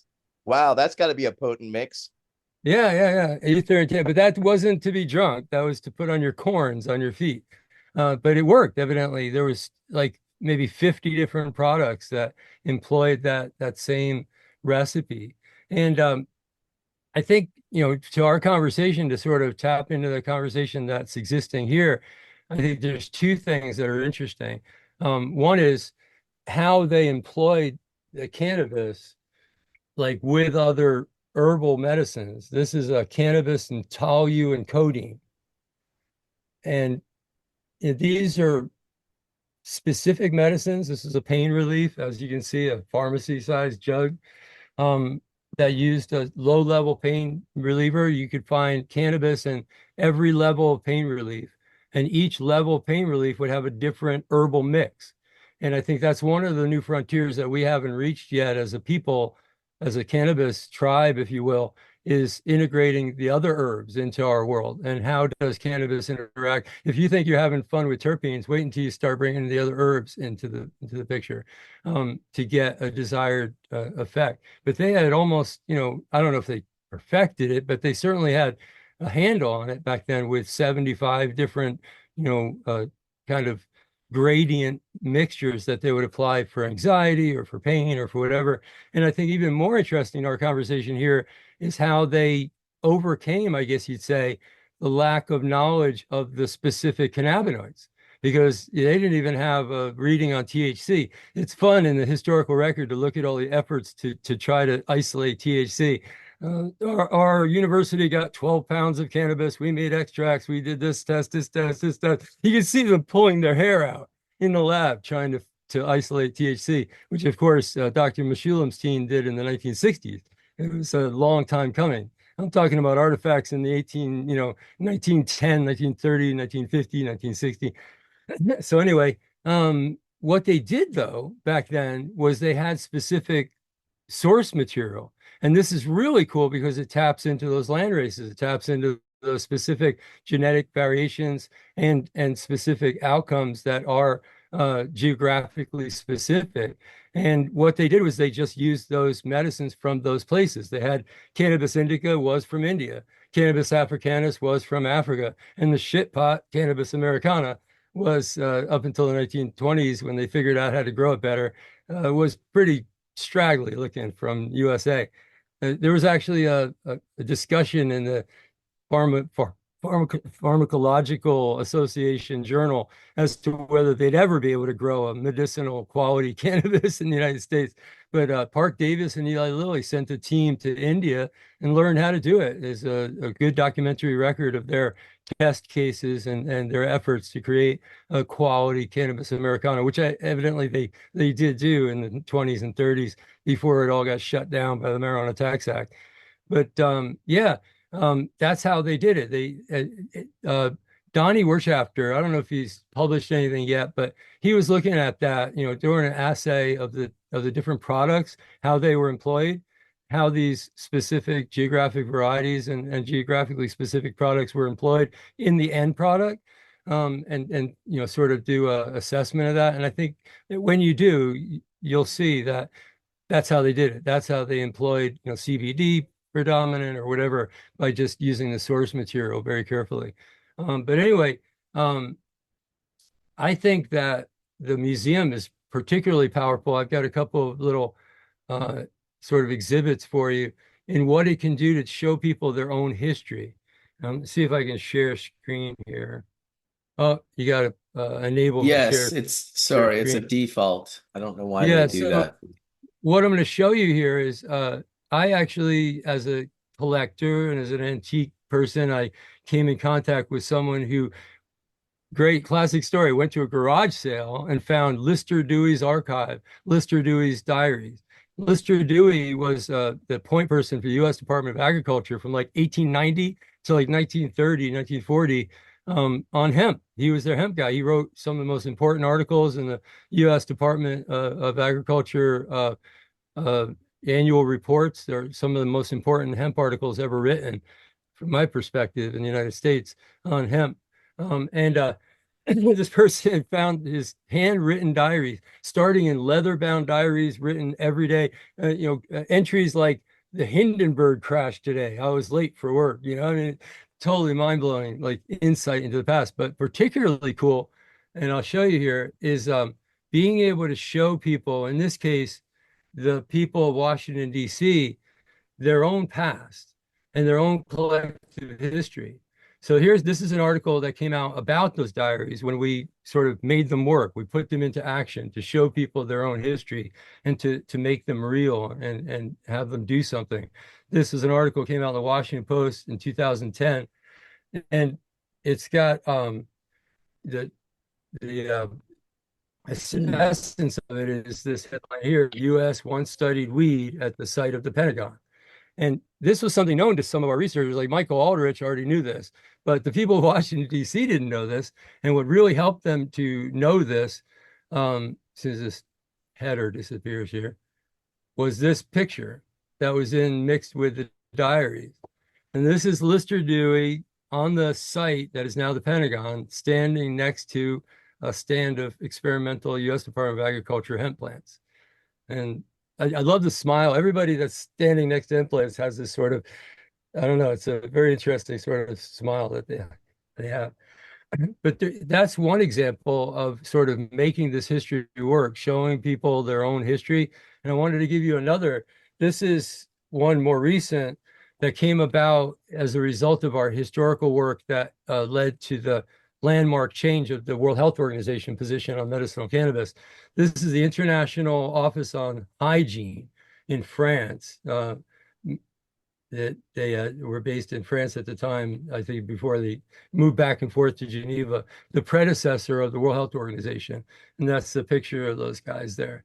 And in this article, that's the International Office of Public Hygiene. In this article, we talk about the actual history of the prohibition of cannabis, because it came to our attention. This is mostly work done by members of our team that spoke French, because it was in the League of Nations artifacts, and they're all written in French. And they found what would have to be called the true history of international cannabis prohibition, which started with patent medicines from the United States, specific ones. I'm scrolling down to the photo here. These are from my collection, and these are in the article, the journal article. I shared the link. But neuralgic improved. These are pain medicines from Park Davis, made in Detroit and Kalamazoo, Michigan. Neuralgic, and it's got hyoscyamus, quinine, cannabis, but also morphine products, and other, strychnine, arsenate, aconite. There's a variety of different, materials that are in these different products. And again, including things like morphine and codeine, as I described earlier. And the thing is that they were outlawing cannabis, But in fact, a lot of their complaints lined up more with the mix of some of these, rather strong medicines, which my own personal theory is they were coming off of the market in the United States, sort of surplus, and being sold off on the street in Egypt, and taken on the street. And heavy patent medicine with morphine and cannabis, drinking it like, an elixir, not a cool thing. The police in Egypt were pretty freaked out about it. The Egyptian government went to the international authorities and found a very welcome greeting from, countries like the United States with our Harry Anslinger and others that had a very colonial view of such activity. So anyway, it's interesting. The article is the cannabis parlay at the League of Nations. And I encourage you to check it out if you want. But it shows you how these artifacts can be brought, into life and put into our now and our future. And for me, that's the most fun of it. I told ATN everybody the other day, I feel like I'm trying to put a mosaic in people's minds. I feel like I'm a mosaic artist, and I've got thousands of artifacts in my mind, and they fit certain people, certain groups, certain ways. And when they all see what I see, then I'm done. Then my life work is done. So, but anyway, that's the Cannabis Museum. A little taste of the Cannabis Museum anyway. And I can show you, this is the latest thing I just picked up at auction. It's Linden cough balsam. So this has been a pretty good cough medicine. It's still got the cough medicine inside. You can see the cannabis indica product, proudly sold by a producer in the United States. So is that under 0.3% and considered hemp, and that's why you can mail that shit around? The antique medicines are tricky, and eBay, for example, will pull your items and be very mean to you if they find out that you're selling even antique medicines. So it's tricky. But we found some of our researchers have found. What is the concentration of cannabis in that? Does it say on the front label? Yeah, it's a very typical 8% alcohol, 5 grains to each ounce of cannabis indica. Yeah, I mean, I got a very sensitive gas chromatograph. If you want to send me a sample of that, I'll tell you how much is left in there. I'd be really interested. So is that that the liquid that's in there is the original contents that was in the bottle, do you think? Yeah, more than likely. I mean, it's been opened, but it doesn't look like much has been removed. There have been cannabis extracts that we found in basement of pharmacies that were in the dark for 100 years that were still active. I mean, you can still take them today. So have you had that analyzed by a cannabis testing lab? Everything that's in my possession is going to be processed in the archive. That's the next step for the Cannabis Museum on my end. Donnie has a museum exhibit up in Ohio that you can actually go to. It's a physical exhibit. Also, Ben Jonkers has one in Amsterdam and in Barcelona, and then our friend Richard has one up in the hills in Sonoma. At the moment, those are the displays. But as far as working on the artifacts in that way, we haven't started that work yet. This has all been pilot work that I've been doing forever. And I'm just I at the have a point lot now, of medicinal bottles of cannabis also. Yeah. David has Different brands. probably the oldest artifact that I know of, a wooden cannabis container, which would have been, what would you say that was from, Sam, like 300 years ago? It was like 1450s or 1550s, something like that. But I have older. I have seeds from the Peseric Scythian tomb, and those are 2,400 years old. Jesus Christ. Those are the seeds you tossed at me that day. And I was like, what are these? And you're like, oh, those are just a couple of millennia old cannabis seeds. Yeah, they were in the little leather pouch found in this Scythian grave in the Peseric tombs, correct? So, Sam, those are the Siberian or the more Altai ancient samples. Is that right with the woman? I'd love to try to. No, they're not from the woman. That work was done by Ethan. Right, with Hong and Zheng, right. But I got seeds for helping the VIR, the Vavilov Institute, I see. St. Petersburg, we went and visited, and they gave me 8 of the cannabis seeds from the leather pouch from the archaeologist Rusinko, who excavated the Pezerek tombs in about, I think, 1949. Would you maybe be interested in sequencing the genome of those seeds? That'd be No, I'd No? rather keep them. Okay, that's fine too. That's fascinating, Sam. That's insane. Like, I'll tell you, when he threw them at me and I held them in my hand and he told me what they were, I thought, holy shit. I've got maybe 10 different ones that are, 500, 1,000 years old, but these are in a unique position, 2,400 years old. Saying there's a chance we could pop those, Sam, huh? Well, Maybe some of the 500. Sam. And with enough Bitcoin, could we get them from you or what? I mean, I'm just kidding. No, I cannot be bought. I'm afraid that's the way it works. No, I welcome love to it. History Church, ladies and gentlemen. Yeah. That's the way it should be. Well, leave Buy them, history with Bitcoin. leave them in your will to be explored. Yes, leave those to science if you can there, sir. Could those, so here's a question for the group. Could those, what could we learn from those? If they were, I mean, sure, we could map them, but What Ethan found out when they analyzed the seeds which had been frozen yeah, was that they were a high THC variety. got it. You're not So going to learn a ton. By high, I might mean 5, 10, or whatever percent, but they had more THC than CBN or CBD or anything else. So they were a drug variety. They were the highest THC for the lowest dollar 2,400 years ago that you could get. This has gone on longer than 30 years. I'm Master sorry, broker. Debbie. How many there was sexy shells does it take back then to get a seed? There was something else that the seeds, those seeds tell you from their placement in the tomb. And in those old burial sites, they had even their slaves and some of their prized people in the tomb with them, as well as some of their prized possessions lining the walls. But then they'll have something right next to their body, which is of extreme value to them. And that's where I understand those cannabis seeds were found.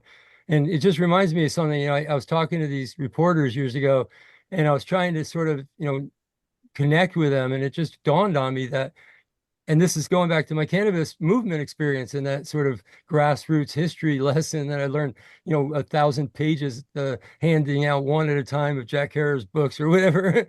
That cannabis has been involved in our lives as humans in so many ways over such a continuous and long period of time, that by telling the story of the artifacts, you get a sort of a lens into human history. So it's more about what the plant and its relationship with us can tell you about us, that this history tells us more than its own. To me, it's amazing that there was no cannabis in the Americas pre-Columbus. I mean, that's just amazing to me, but it's apparently true. Yeah, I thought it went all the way back to Gondwanaland too, but there is no reference until later on specifically. But yeah, I can't thank you guys enough for sharing that history. I mean, it helps us understand. When I originally came to cannabis, when I went in '89, Jack Herrera and Debbie Goldsberry were at my university, and when Debbie handed out that piece of fabric and I literally touched it and realized, oh, there was more to cannabis. Those tangible, really holding pieces of history have such an impact that Michael and Skunkman Sam, I mean, when are you guys going to have this museum? Is there any sort of fundraising that's happening to make this museum a reality, as opposed to all of y'all storing it all at your houses? I've given up on my idea of opening a museum. Probably the best cannabis museum from both the medical and a recreational point of view is Ben Drucker's in Barcelona. Yeah, Ben's is cool. Yeah. That Hands- museum is hands pretty down. damn cool. But- yeah. Ben has done a fantastic job with both the displays in Amsterdam and Barcelona, really, showcasing the history of cannabis. If you want to donate, I mean, the couple of museums I talked about up in Richards, up in Sonoma, I don't know if he's actually accepting donations, but I know Donnie is for the Cannabis Museum in Ohio. Michael and Michelle Aldrich and others are working on a display in San Francisco, which hasn't really kicked off yet, but that'll be fundraising. And then I'm going to be fundraising pretty soon here on the archive, which I'm going to base, unless something changes drastically, right here where I'm at in Virginia. But the archive is where we'll be really preserving the history more than anything, because a lot of the archives of our own cannabis movement and stuff are being lost to entropy, to rain, to water, to bad roofs, but also to like storage units and heirs that don't care about things, that are throwing stuff out and stuff. So we have a sort of a clock that we're up against to get this stuff into protective sleeves and photographed and up on archive. Once the archive is up and running, you'll at least know what we have. You'll be able to go online and see what's available. And from that, you can build any number of displays. This like hits really hard for me.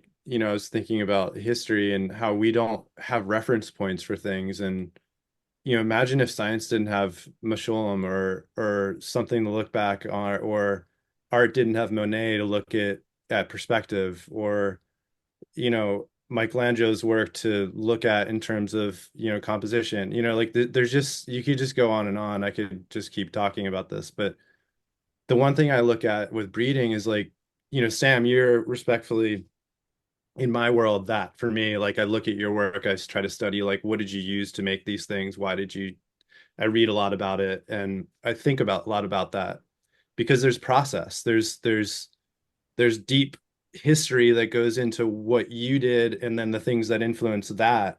And it keeps going and going and going. And we seemingly have little snapshots, much like I think Ryan said it well, like we have little snapshots of like what individually each individual person's taste or what they're after is contributing to that said phenohunt or whatever it might be. But it'd be really great to understand, where we came from, and what did those individuals think about, and what were those influences, and why did they make those choices, because that's ultimately, we're arriving at a really interesting inflection point with all of this, where never before have more plants been grown around the world. We're all racing towards lights and different interesting concepts, but we're forgetting, like Michael's work, it's actually really important. It's actually so important that we understand these reference points, because that's why should you have to make the same mistake someone else already made? Maybe that's a better way of saying it. Maybe there's things you can learn from it that make your work that much better. Mark, imagine never reading Malcolm Masholem, right? Like, think, like, where would you be, So, I think it's important that we take this seriously and we really look at it from a real lens. I mean, you could laugh about it. You could say, oh, whatever, man, we're just crossing stuff. But there's a deeper underbelly and undersense of real responsibility. I think we're all getting at here that needs that. So Michael, like, amazing work, dude. Can I comment on that, Colin? Yeah, please. I'm hoping others will join me with this idea. Yeah, no, it's important, because I think that probably the biggest selective pressure in the past for landrace populations, and I'm sure Bryon and Sam could know more about this than I do, is was climate and geography, right? That was like the big one. Like, did it live or not? Did it survive here or not? That was probably a big dynamic with cannabis americana in the beginning as well, growing it in the wrong climate. And I just thought I had a comment the other day with Kevin McKiernan had posted some stuff on LinkedIn about aspergillus and aspergillosis and all this stuff and all this mold and total yeast and mold. And it's just like, dude, it's the same thing. It's like, okay, it's a real simple selective pressure. It's like, does it grow or not? And it's like we collectively hybridized all these bad genes that were for not meant to be grown in certain places because of their susceptibility to molds and mildew. And we just, because we were in a bubble of pre-legalization, we fucked up the gene pool, right? We introduced a bunch of bad traits that are really dangerous. Like any farmer would say, why in the hell would you introduce this susceptibility to this thing that people all over the world had moved away from? Because that's what you do. If it lives, it survives. So anyway, that one thing is like how quickly we can screw things up by not respecting history and not approaching it like agriculture or approaching it like the people who came before us for hundreds of years. Don't grow moldy weed. Don't grow weed in an indoor environment in high humidity that is not supposed to be grown. Yeah. Sort of like the potato famine in Ireland. Yeah, exactly. It's like, just understand the past. And like, it's just amazing how prevalent that is now. And you see all these states that have really low CFU numbers, which is also, an Did you issue. see Delaware? 500 CFUs? How about Illinois? 100. 100. Yeah, exactly. How do you get something to market? Davis has his hand up, so he wanted to speak on that. I just was going to say about the like pathogen resistance. I think ultimately what's happened is that there's just been so many selections in a really controlled environment. We're having like ridiculously low humidities, and I don't mean this in any condescending sense, but like someone in their basement with like 40% or lower humidity in some cases. So then in turn, there wasn't any biological reason generation to generation to maintain that pathogen resistance. So what's happened is we're losing the ability, because we've been in such controlled environments, ultimately because prohibition was so limiting on what it allowed people to grow and where to grow. You had to hide it. You had to make it, not smell as much as well, like all these kind of different traits to try to hide it from getting in trouble for it. So essentially we've lost a lot of that genetic advantageous traits that we used to have from these various varieties in various regions, because like you guys are saying, there was generations of survival needed for these things to maintain and to propagate and to still be around today. So yeah, we've really been losing that, unfortunately. And it's the same thing about, like I was saying earlier, about losing diversity in terms of chemical profiles. It's very similar. People don't have that much space, so ultimately they're going to only be selecting for a small percentage of traits generation to generation that fits basically what will fit in that space. You can't really have a 15-foot tall plant, if you will, in a small place in your house. You gotta grow that outdoors. So we've selected against what could have been advantageous traits, again, in terms of yield or in terms of quality of product, for what's going to fit the environment that we've been selecting for so long. It's not even that we've left them out; it's that we haven't considered them, right? So it's yeah. If you don't measure it in science, if you don't measure it, you can't manage it.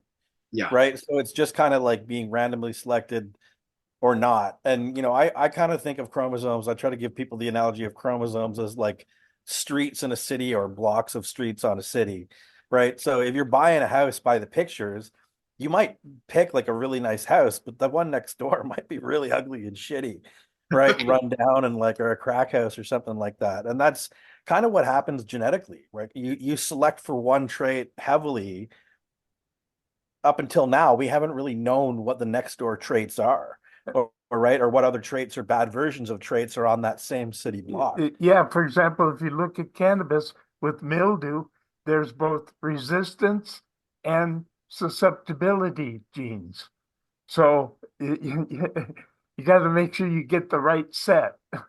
We're getting to the point now, though, where we can do all these things with cannabis, and it really is just the will of the breeders to invest in that kind of technology. Like, I was speaking with a prof at university the other day, and they've got genome sequencing down to $5 a sample. So at $5 a sample, that's you can complete run. You can grow, you can grow 100 plants, and it costs you $500 to get your genomic data. But after 4 weeks, you can take that genomic data and select against 90% of the plants. Right. Yeah. Right. So for not that big of an investment, we can start harvesting information about these plants kind of upstream, right, of us having to take them through the grow cycle. And a lot of these technologies that haven't been available to plant breeders are now really like, we're kind of living, like I said it the other day, we're living in the future, right? Like we were you know, it wasn't that long ago when the first genetic markers came up. It was 1995 when we had genetic markers that would allow us to identify male cannabis plants, right? And it's been 30 years now, and we're way farther ahead, and we have a lot more data, and we have a lot more access to these tools. So the question becomes, like, you know, like I said, with the chemical analysis and analyzing every plant, when do the cannabis breeders, you know, the popular ones on social media, when do they start investing in the plant? Because if they don't, the future is going to be owned by corporations that do invest in that kind of technology, right? Because if you invest in the technology, you'll be able to harvest the gains of those technologies. So, you know, it's kind of, I think we're coming up to kind of a make it or break it time. Some of these people that are making a lot of money selling seeds, they should probably start putting some of that money back into R&D and really stepping up their game. And that's really will be what allows them to stay in the game or not, you know? Yeah, I think what you're seeing now is actually that. I mean, I've been talking to a lot of guys that are like, man, I got tractor trailer loads of seeds that are not selling, you know, and I think that's due to that. I think you're hitting it on the head. And, you know, moreover, I think it's the lack of the ability for a lot of these larger facilities to get off cycles that are 9 to 10 weeks, you know. So they're looking for clones, they're looking for trays and proven things that they don't have to really invest in. But to your point, it's not really the smartest thing to be doing. Well, and look, let's face it, we're cannabis breeders, Yeah. right? Like what we should be doing is breeding the next generation and evolving That's the right. plant, not Yep. still growing fucking cookies and ChemD, right? No Dude, duty I and was process just the same thinking of it. things over It's so again. funny you And go bring look that. at I was anybody's literally menu, right? Like go look at anybody's menu. If they're just taking those same clothes and crossing them over, they're doing it and making money, and they're not moving the plant forward. I agree, as long as there's a lot of skunk number one in each of these new hybrids. Well, Sam, it's already locked in there, in my opinion. And I would say, you know, look, ChemD, sour, like we have no historical references on that as to where they came from, truly, what makes up those profiles, how those even came to be. And that's another aspect of like the history, I think that actually matters. Like, you know, we're still talking about where the skunk and the skunk went, right? It's like, really, guys? Like, this is, you know, what I think Ryan's. I can say that I bred the skunk out of skunk. Well, From the everyone sweet should. gene Well, pool, there's the answer. I There selected it towards is. the sweet side because I like the effects. I like the high better. Yeah, but listen, I'm sitting here smoking rosin with Sam as well, and I will tell you there are thiols all up in the stuff that we're smoking. So that Like, yeah, skunk, yeah, that chemical might not be there in that variety, sure. but you know, like to say that these things are gone, I think is really like people just repeating something they Yeah. heard on the internet, you know? Yeah, well, that's what I'm doing right now. So I'm repeating that for a reason because I wanted to bring that up because I like yourself. I agree. I think the skunk still is here. I think GMO is a good example of it. I think the garlic is a good example of it. I think Chem D is a good example of it. I think Chem 91 is a good example of it. I think there's sour diesel. The first skunk You know, I bred, the first few plants, they were so loud and terpene and like a dead skunk smelling that if you had them double ziplocked in your pocket, I mean, it stunk up the whole fucking house Yeah. like a dead skunk. And I bred away from it because I found that the sweeter, higher ones were more irie high. And I like strong, but I like irie strong. I've also found, like, look, truthfully, those we all know now that the thiol as well, these thiol, like whatever it is, 123 MBT, way more potent. It's one of those chemicals that just a very little bit can fill the room, right? But again, it's kind of like going back to that conversation with the harmonics and the outboard gear. It really is headroom, right? It's like when you stick your bag you stick your nose in a bag of something that's heavily volatile.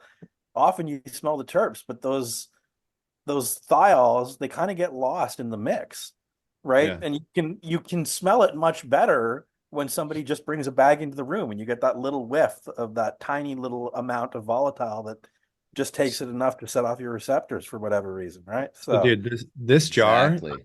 I just found this jar like the other day. This is probably like 4 years old. This is garlic. This stuff reeks of skunk. I mean, it's the most horrific stuff you'd ever see. It looks brown as you could ever see it. But I'd like to get it tested to see what's in there, to be honest, because it's some of the loudest. It's insane. It's like, I'm like, I don't even know how this is this. And it's not even been kept well. It's just been in a jar. It reminds me of the Renee from back in the day, which I called pot to get you busted, because it was literally problematic. It got people kicked out of hotel rooms. And I'm sure that was, I mean, you could speak to it better than me, Chimera, but I believe that there was some skunk going on in that cultivar. Now, listen, we have a bunch of people. The Go ahead, files Sam. are just so more volatile. They're really, really volatile. But they're also in there in a lot lower concentration. So if you look at what those guys from Abstracts have published, those things are there in parts per billion, not parts per million. When you look at some of these terpenes, they're there in single digit percentages. So it's apples and oranges. Exactly. But they don't need to be there in higher percentages. It's not necessarily their volatility. It's how powerful they are at much lower concentration. I think it's both, Mark. Well, we got to get Nick Ziegler on here to speak to that, because he's the one that, put his multiple analytical machines together and discovered over 1,400 thiols in hops when he was working at Yakima Chief Hops.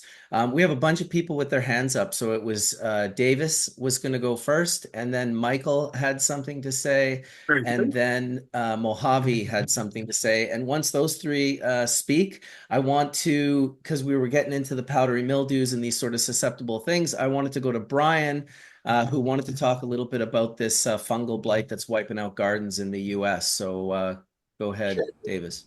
Oh, sorry. I think Michael was actually before me. He was when he put his hand up, but you did the body language and had your question before he put his hand up. So trust me, I'm perceiving all that's going on here. Sorry, I just wanted to make sure respectfully. I was just gonna say too about when we were talking about breeding, that ultimately what I think's happened as well is that there's like a lack of available germplasm for a lot of these seed developers or breeders. And I think the thing is too, is that without sounding insulting here, like there are breeders within the space that just want to use other people's work. I mean, how many companies have just been, developed essentially by taking skunk number one and crossing it with something rather than just trying to make it something new? And on one hand, like I think skunk is one of the best strains in the entire world. Like I have nothing but positive things to say, but that doesn't change the fact that there's a lot of companies just profiting off of that. How many companies just have, cookies, crosses that ultimately they're using. And with that lack of germplasm being available, it's also what's limited a lot of these people from producing new varieties or producing new things.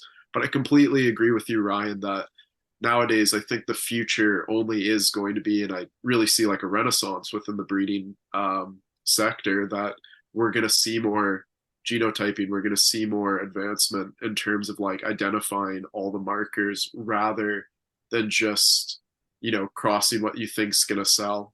And the other thing I wanted to state with that as well is that I think a lot of, without sounding insulting, like some of the seed producers out there, they're not truly developing new lines. They're just crossing together varieties that are popular rather than trying to develop something new or trying to develop and improve in some way.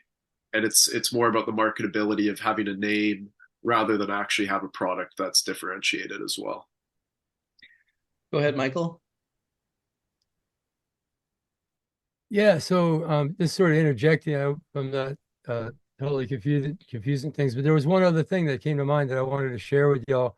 This was a 16-page brochure that Park Davis created.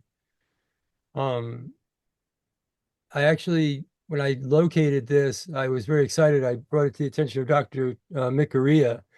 For those who don't know who Dr. Todd Mikaria was, he was probably one of our frontline experts on medicinal cannabis overall in the medicinal cannabis movement.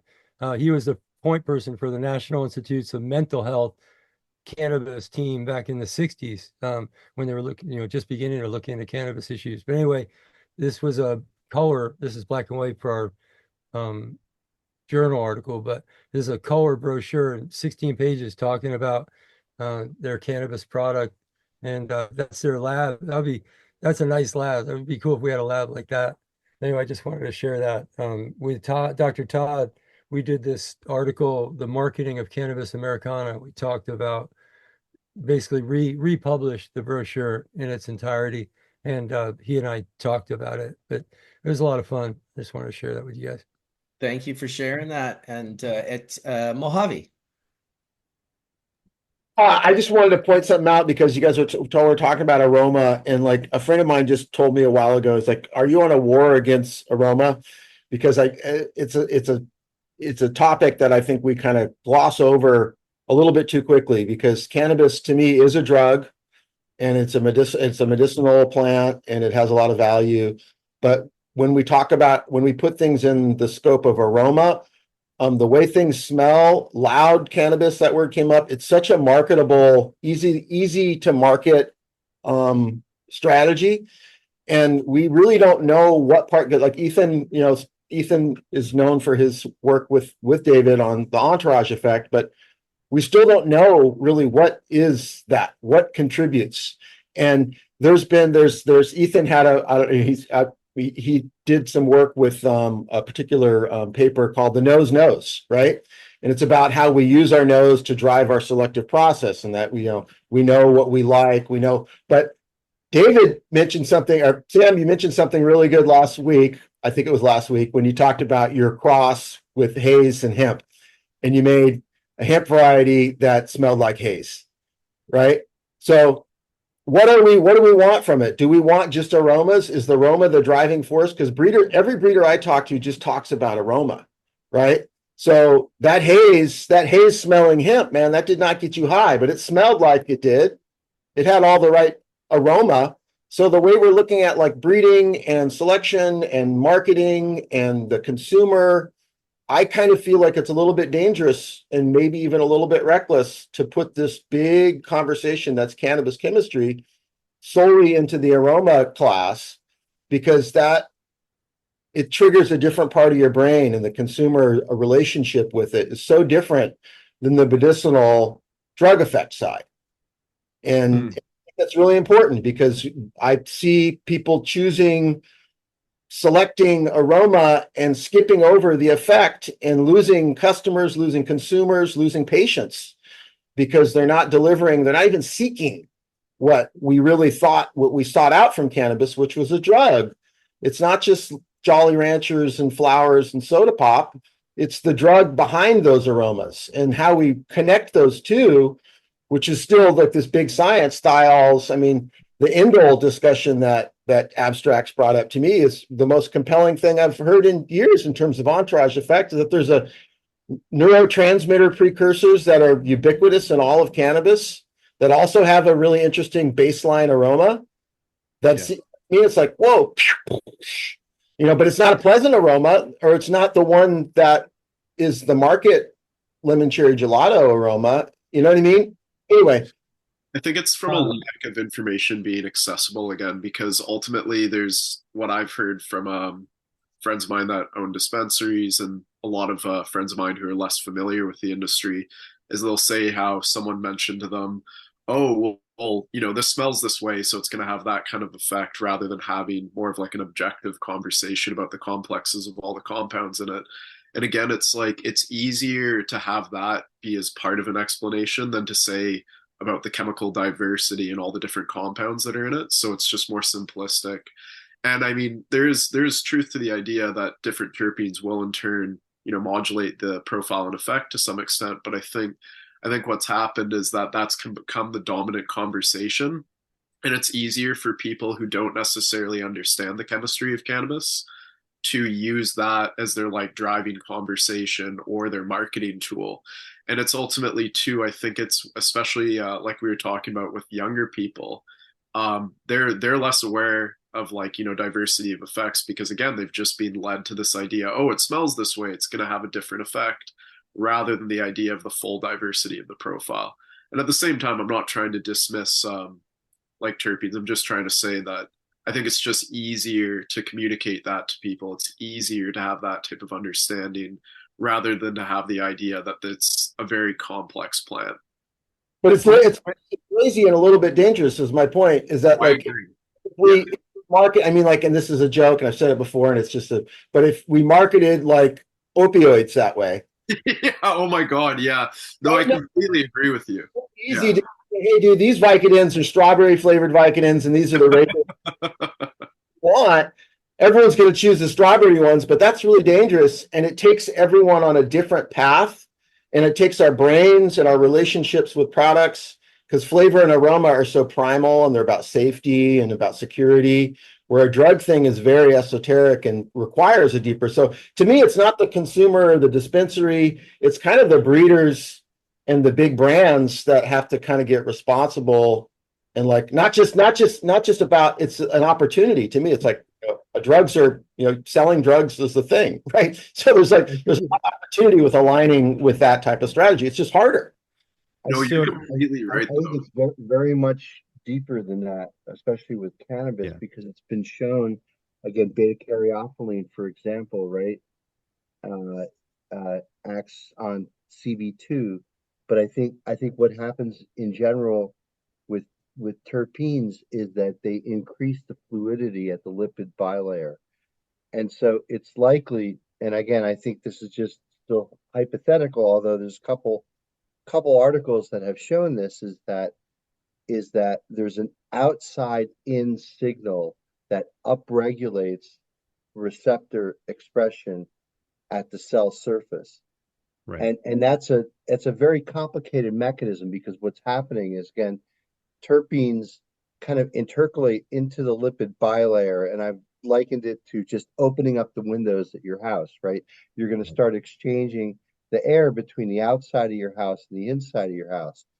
So when that happens, again, there's a lot of compounds that are secondary messengers that are coming in that could potentially upregulate cannabinoid expression. So it's too bad Dr. Russo had to duck out, because I think this is the molecular basis that could explain the entourage or the ensemble effect, which is that like Sam has said for years here on Hash Church, that terpenes can modulate the action. And I think, Davis, you had just said this too.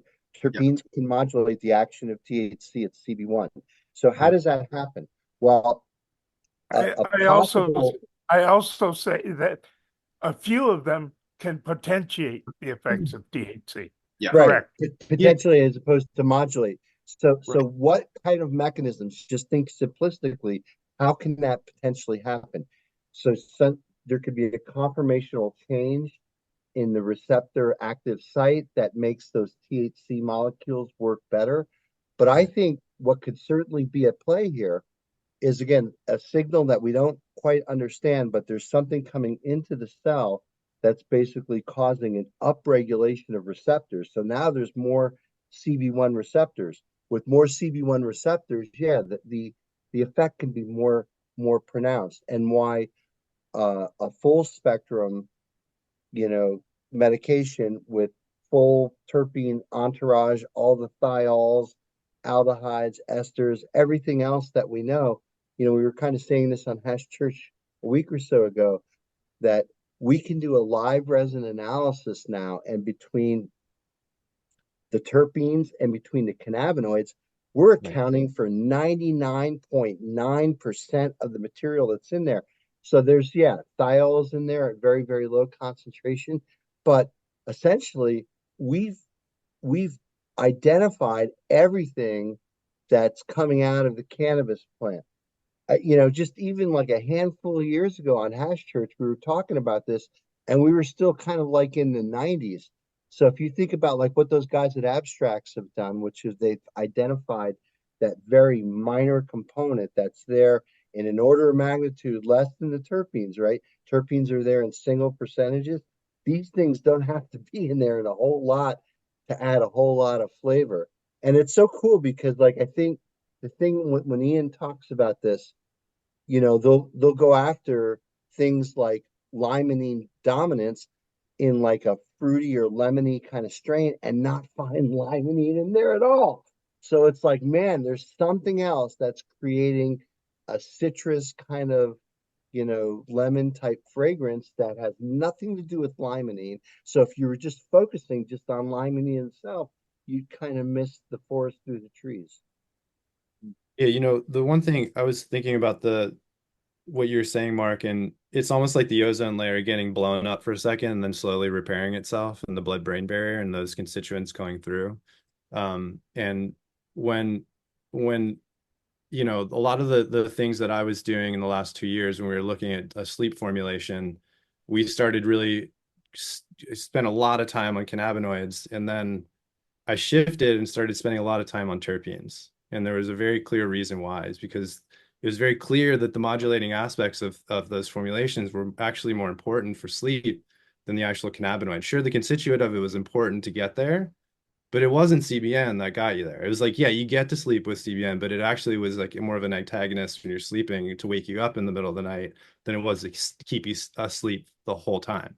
So I think what I learned was there's just a whole lot to learn in terms of the modulation aspect, and it truly keeps you on your toes. But we have a real problem with our industry is like making these formulations.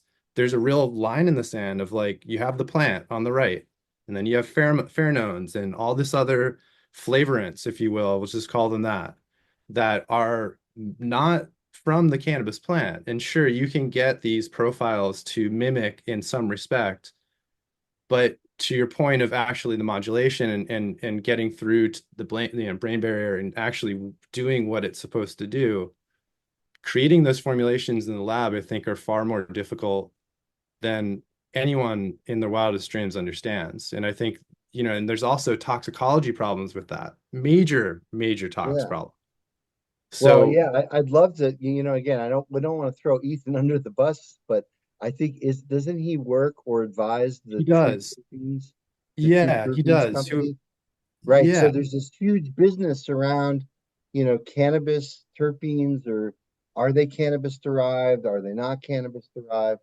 There's this farm, Colin, I don't know if you know them, up in Oregon, called Terpene Belt Farms, and I think their business model is just to harvest, steam distill the terpenes, and then plow the cannabis back into the fields.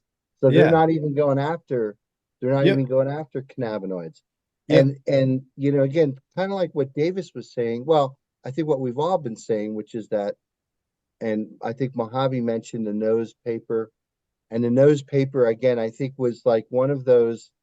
It was interesting how those papers kind of came out, because the nose paper came out while Abstracts was doing their work around thiols, and the nose paper kind of, like, if you think about it, what they're saying is that there's something more than just terpene profile, right? So you can't just look at, terpenoline dominant strains. We were talking about the California terpenoline dominance, and what that means to people, and the people who like, gassy, kind of like chem and sour D. I mean, there's a certain kind of flavor aroma in there that's really not citrusy. It's more gassy. It's more like, tastes like a solvent, kind of like. Yeah. But what that does to efficacy, I think when you experience, like, you're pulling a dab or you're pulling a vape pen, and you want that vape pen just to taste like the cannabis from which it's derived. Well, interesting to go back to Ryan's earlier discussion, when you look at these fresh frozen profiles and compare it to something that's been dried and then cured for several months, not only is the terpene content completely different, right? Because you're losing a lot of those terpenes in drying and curing, but now the whole profile has changed, right? And I think, like, all that myrcene dominance that you see in live resin and everything, I think what happens is not only does the myrcene volatilize on drying, but I think it probably does maybe chemistry and turns into other terpenes. Could they be oxidizing to terpenoids, right? So like the huge, like, in fact, that hashishene, am I not saying the molecule right? Hashishene, I think is an oxidative degradated product of myrcene, right? And they Yes, found that it only happened in the outside skin of the hash that was exposed to light. So there's yeah. probably a fair amount of chemistry happening in the cure that you're not getting in fresh frozen or live resin. But I love it all. I think it's great that you can do kind of like So a live resin profile that captures exactly the terpene profiles in the plant, but yep. also do what Sam had done for years, which is like you can't smoke that stuff until 6 months from now after you've had a wholesale dry and then a cure for at least, I don't know, 4 or 5 months. Then you can smoke it, right? Yeah, I mean, if you look at steam distilled terps, like the one thing I've learned from working with people like TBF and others and at scale is like getting those really that's real sulfur compounds is nearly impossible because you're burning them off during that process. And that's what those compounds are essentially, right? Or those profiles amount to.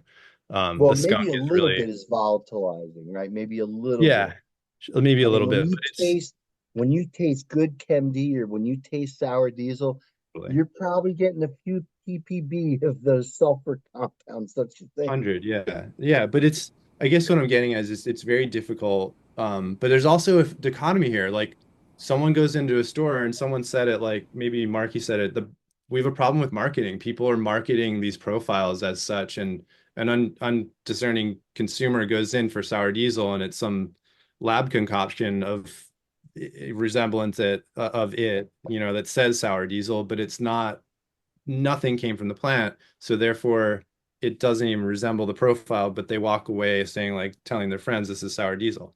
So, and themselves, right? So I think that's also a problem within the actual retail side of the industry and marketing aspect. It's like Yeah, it's have just you ever bought store-bought terps that taste any good?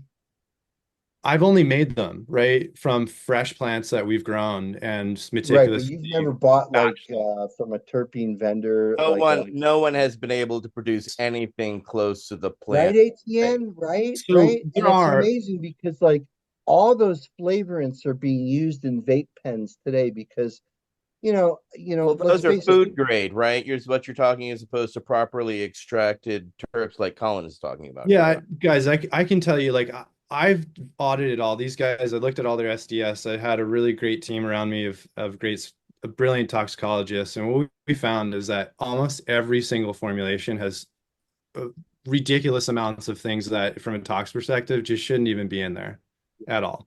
And Remember, it's really concerning. I think it's really something, these, people go in for wellness and they come out with other things, right? And I think that's the other dichotomy we're in that I think about. And it's our job, it's literally our job to make great products to serve those patients, because we are patients as well. We need the right medicine. well, and Um, Colin, I don't know if you saw the couple very interesting pieces of legislation this week. Uh, Yesterday, Gavin Newsom kind of threw down the gauntlet in California, good. outlawing all synthetic intoxicating cannabinoids. But so a few months ago, there was a ruling that Rod Kite had kind of poked the DEA bear and got the DEA to basically say that THCO is Schedule 1, and also the THC, the Delta 8 and Delta 9, from which it's derived, is also Schedule 1. And then yesterday, or I think the day before, the Fourth Circuit Court just turned that over, and they basically said that THCO, which is the acetate of THCA, qualifies as hemp. And this is kind of like a step in the wrong direction because, man, it's kind of like it's basically giving these hemp folks now a leg up, saying that there's court precedent now that this is now hemp, and it's all synthetic. The plant doesn't make this stuff at all, and this feeds that whole beast of, There's why big is money someone in going to hemp. go to ATN shop and buy a $40 vape pen But when they can listen, go down to the gas station and get a that $10 one, right? that hemp Yeah, is with like that, 5 that grams hemp in it too. industry, that hemp industry is making big money off of those little loopholes and don't think that they're not spending some of that money in Washington to make sure that they. Ryan, it's unbelievable. So the Colorado task force that was looking into this, and there's lawsuits, estimates that market just south of $60 billion, so greater than 50 billion. The combined cannabis markets in the US combined, they think, is only about 29 million. So this is like 2x greater than the cannabis markets. It's a much larger addressable market. They have no regulations, and they can sell on the internet over state lines. 2 clicks after saying that you're 21 years old, they're asking you for your credit card information. Yeah, I don't know how the U.S. cannabis industry is going to compete. Well, they're spending, like, I know that they're spending big money with certain candidates too. So, it's obviously you don't want to hear it that you think that money is influencing judicial systems, but it's certainly influencing political systems. Well, you're absolutely right, because most big multi-state operators, including WANA, including a lot of other ones, are now making plays into this hemp space. So it's kind of like you can't beat them. Well, we're going to join them, and again try to take some of that market share away. So it is really a shit show down here. I mean, I don't know how the regulated market is going to survive this. I really don't. Go ahead, Davis. Yeah, it's incredibly Allow home growing.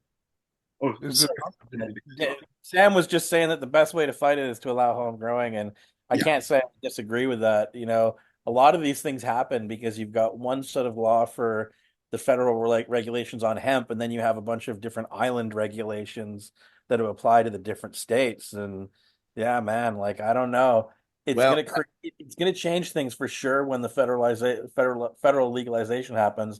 But I also just want to say, as a Canadian and having done that, regulating cannabis or legalizing cannabis effectively destroyed the seed market in Canada, right? It's just not possible. How so? How did what do you mean by that? Like, for the mostly for export, like, at the same time the states has lightened up and considered cannabis seed as hemp seed.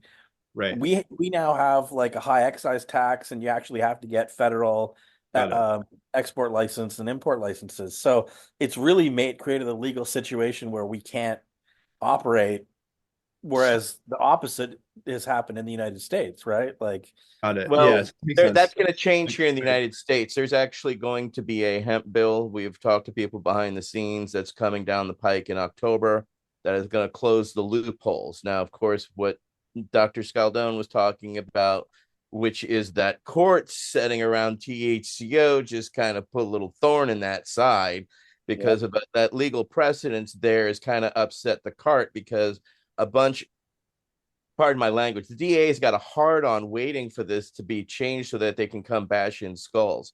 They've been waiting for so long to come in and to get with people. That loophole is going to close, and it will be bipartisan, and it's coming. And so we can act surprised, but I know people who have ramped up who are just getting rid of their stock now because the writing is on the wall. It's coming. And when right after that comes, then comes the hammer, and it's going to come down hard and heavy, and it's going to be ugly. Yeah.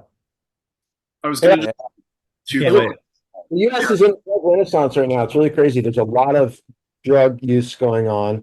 And if you really, I mean, in the Farm Bill, hemp is a perfect example of that, how it's being pushed through so aggressively and with little resistance. But go to your local head shops and see what's on the shelf now.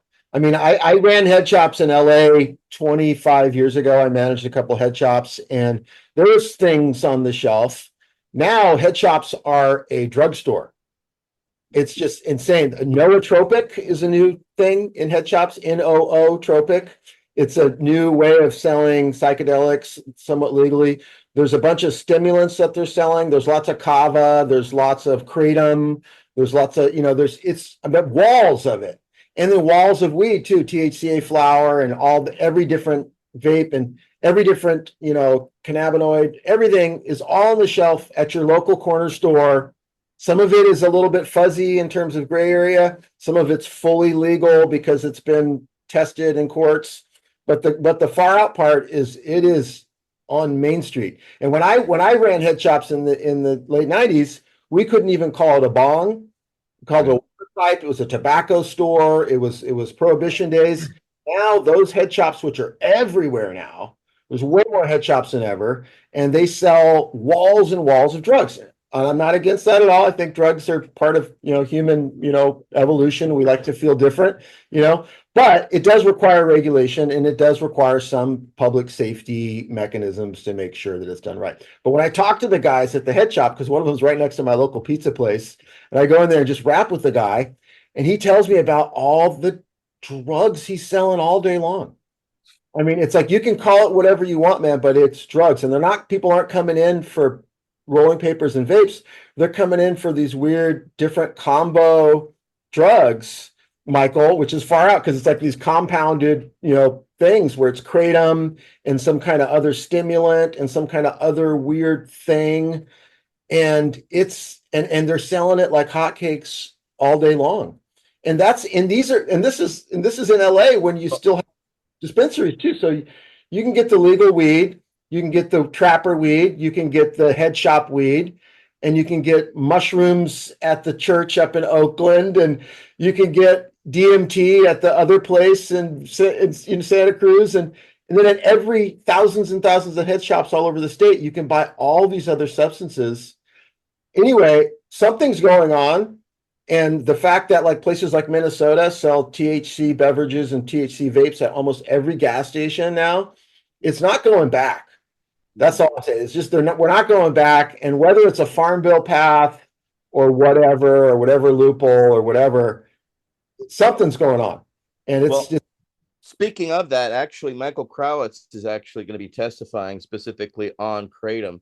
Part of our international group helped keep kratom legal a few years ago when other countries wanted to make it.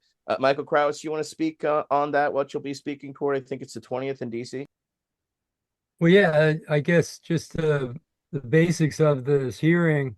There's going to be considerable amount of scientific support, some very top medical experts, including the head of NIDA, National Institutes of Drug Abuse, which is interesting. But my aspect of it is just to talk about veterans issues, the difficulty of dealing with plant material in, Veterans Affairs hospitals are kind of like prisons in the regard that they really work on label mostly. They don't really work even off label, let alone anything outside the box. So getting like plant material inside the VA pharmacy, short of an FDA approved medicine, is really it's our challenge at our Veterans Action Council. Basically, it's one of our key challenges. But that's what we're trying to do in the end of the day. And kratom, like cannabis, is helping a lot of veterans and other people not hit rock bottom with opiates and wind up being one of the statistics with opiate death or suicide death as well for some of our groups like veterans, police, first responders, etc. So having cannabis and kratom sort of pushed out of the system by drug testing that doesn't lead you to the end you want. That's basically what I'm going to be telling these guys. I was just going to comment on talking about the synthetic products and the other things getting around. I think part of that is because there's still legislation against cannabis in so many states. Of course, people are going to try to find every single way to get around the laws and regulations to get it through.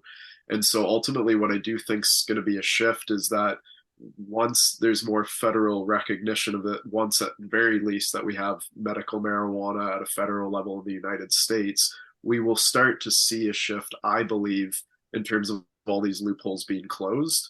And that's part of the problem is every time we try to avoid the issue, we're essentially making it worse because we're getting all these synthetic compounds rather than, natural cannabis derivatives into the market.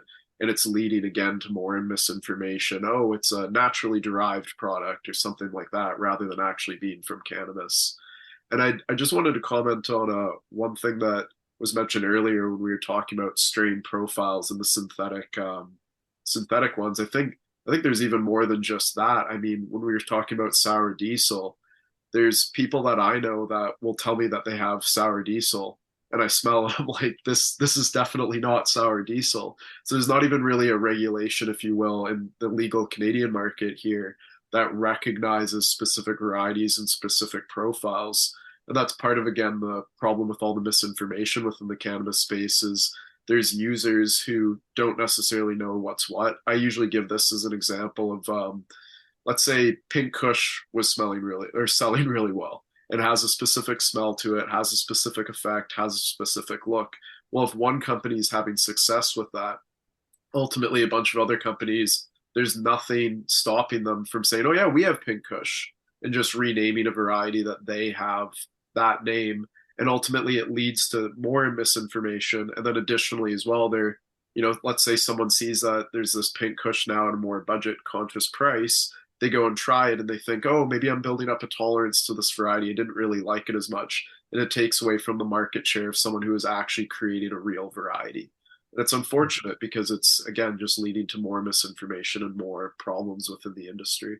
Yeah, that's always been the way it was. The names travel faster on the internet than the cuttings do. And I mean, this was happening back with Skunk and Northern Lights, right? Yeah. Those names would be in the magazine and someone would take that name and put it on a flower that they had that wasn't selling. And in that new market, people come to believe that that's the Skunk one or the Northern Lights or the cookies or whatever the name is. Yeah. And, I know I harp on this a lot, talk about plant registrations, but this is one of the things that plants registration solves, right? Yeah. Because the name is granted to the PBR holder upon registration, right? So it's like, somebody in Holland, one of the seed companies years ago, ran around and tried to register all these names as commercial trademarks. It's copyright. Yeah, as copyrights. Do that with Hayes recently?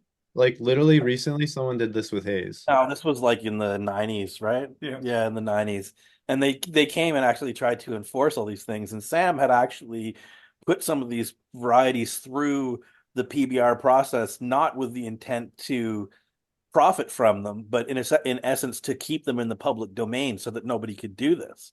Yeah. Right. And so, but yeah, like in the registration process, when you get a registration is granted to a plant breeder, that's how a plant gets its name, right? And how a plant product gets its name. So you can walk into a grocery store in New York City or LA or Washington, D.C. or anywhere in Canada or even anywhere in Europe and get a Granny Smith apple. And they're the same plant, right? It's all the same plant.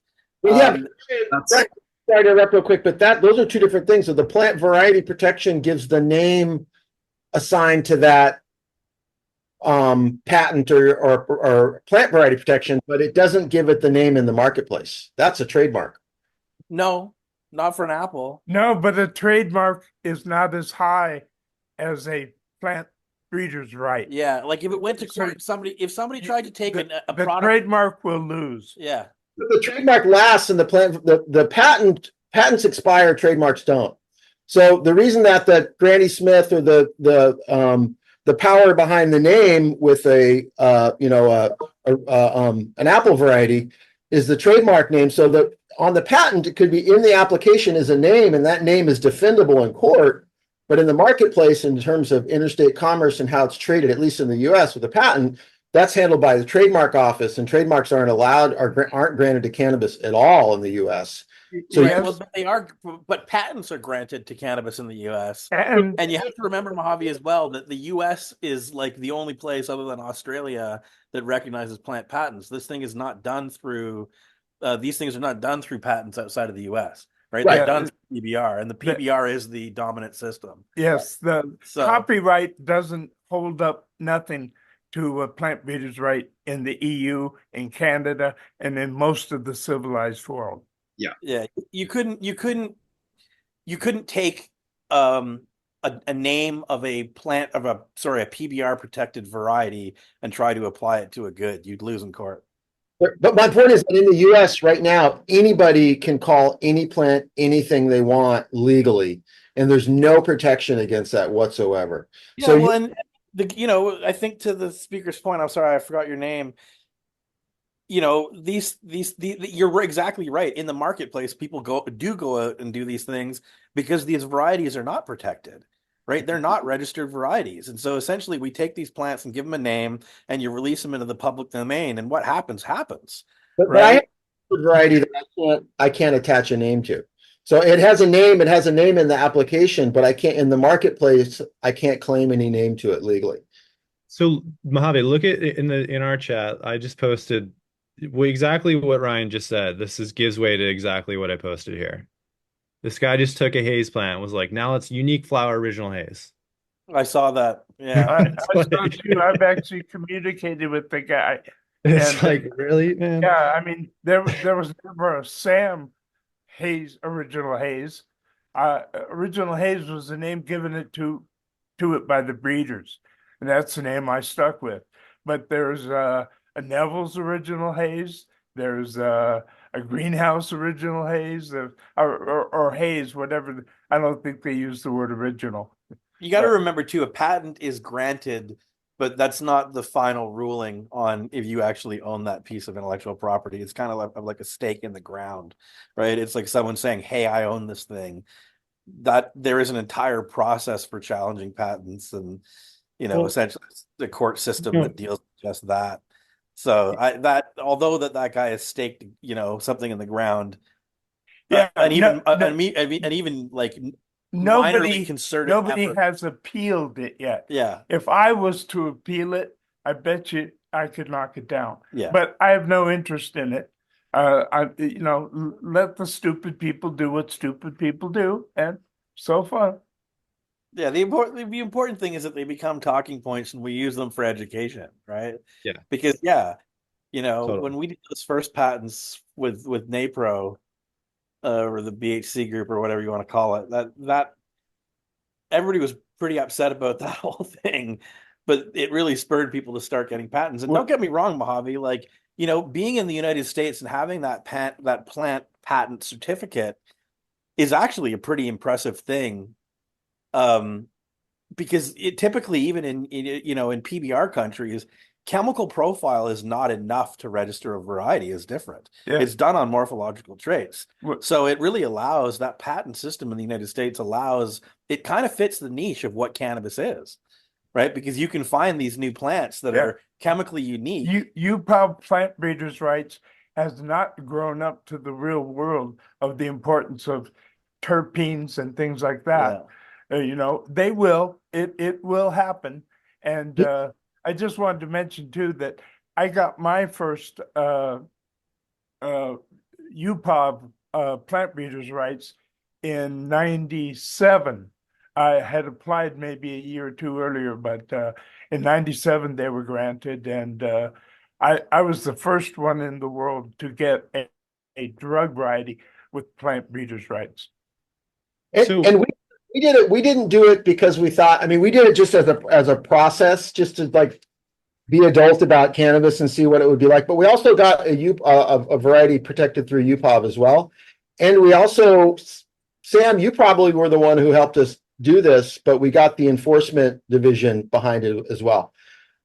So we got the Dutch group, their name fleets me right now, but they basically, so we have the UPOB protected plant, and we have a group that will enforce that protection all around the world. They have offices in every agricultural region around the world. And yes, I'm the one that showed these people. I had worked with them for a really long time, and Ryan knows them. So does Rob. I've taken both of them to visit with them, and her office, she was on the UPOB board, and she's the one who kept saying they will change, they will add chemical profile, they will add terpene, et cetera, but it still hasn't broken through to UPOB yet. Yeah. Whereas in patents, it is. All it takes is someone with the money to apply to essentially do the process to have them change the system, right? It's actually the type of thing that would be really nice if everybody bound. They all know it needs to change, yeah, but it hasn't changed yet. So what does everyone think of like a Cannapedia, prior art, registering, sequencing? What is that helpful for the people out there that don't have access to, filing their novel plants? And, is that even helpful for people in your opinion? Because I go back and forth, and I think it's helpful to understand relationships between things, and it's neat to see that. But there's just such a large big picture being missed there at times. I'm for all cannabis science, regardless of their motivation, regardless of anything. I want to know. Yeah, I think the question though, is it a useful system to be able to defend intellectual property? And Yeah. I think other than being able to say I have a timestamp on this with this genetic at this point in time is helpful, but even that doesn't tell the whole story, right? Like that doesn't prove development and it doesn't prove ownership. Yep. And I think it's something that happens in the cannabis industry a lot. Yes. People feel that they can't participate in the legal system, and so they run around and they try to come up with reasons why they're going to develop their own system, and everybody should do what they want to do, and it becomes essentially like it becomes opt-in, right? And an opt-in system when it comes to enforcement is fucking useless. Excuse my language. Does not work. It's totally useless, No. right? And that's why having like Mojave said, when you get the registration and then you sign a contract with a company that takes on responsibility of enforcement. But like a patent, patents can cost a bloody fortune to defend if you get a lot of opposition. With the same thing with UPOV. If you have a breeder's rights to a particular variety and other people have copies of that variety and are growing it and selling it, let me tell you, going after them ain't cheap. Yeah. Hey, can I give you my poor man's IP tip? And I think this really would work. Out of all the different like plant registration, non-protected plant registration, herbarium / kind of send us in your sample, phylos, whatever. This is the one thing that I've done for about 10 years that is, I think, foolproof, is freezing your cotyledon. Yeah, it's like mailing your songs to yourself, right? Yeah, but it's even better though, because it shows that you were the person who handled that seed. That it's not brilliant. I really think it's a smart idea. I haven't heard that concept before. And that way, sure, you don't have IP, sure, it's not enforceable. But if anyone, like Sam says, enforcing a patent, like I have a patent, but I don't have a team of lawyers. So if someone wanted to challenge me and just steal my plant, whatever, they would get away with it. They could outspend me easily. I've been outspent before by people who ripped me off, But so then you're in court and then you pull out your little, well, did you plant the seed? Okay, then do you have these little leaf tissue things that show it came off of a little seedling? Say they reach into their bag and they've developed the breeding technology that allows them to have your plant material in their seed. How do you prove that it came from yours, right? Like, the trouble is that the sharks and minnows were all minnows, and the sharks are out there. Yeah. Well, and it's like the music industry. It's like the moment you show a song to someone, it's like that chorus or verse may end up in like 20 other songs in a session, right? And before yours even gets out, you're like, shit, I showed that guy that, doesn't matter. Definitely seems to be part of human nature. Yeah. Certainly part of the cannabis industry's nature. There's no doubt about it.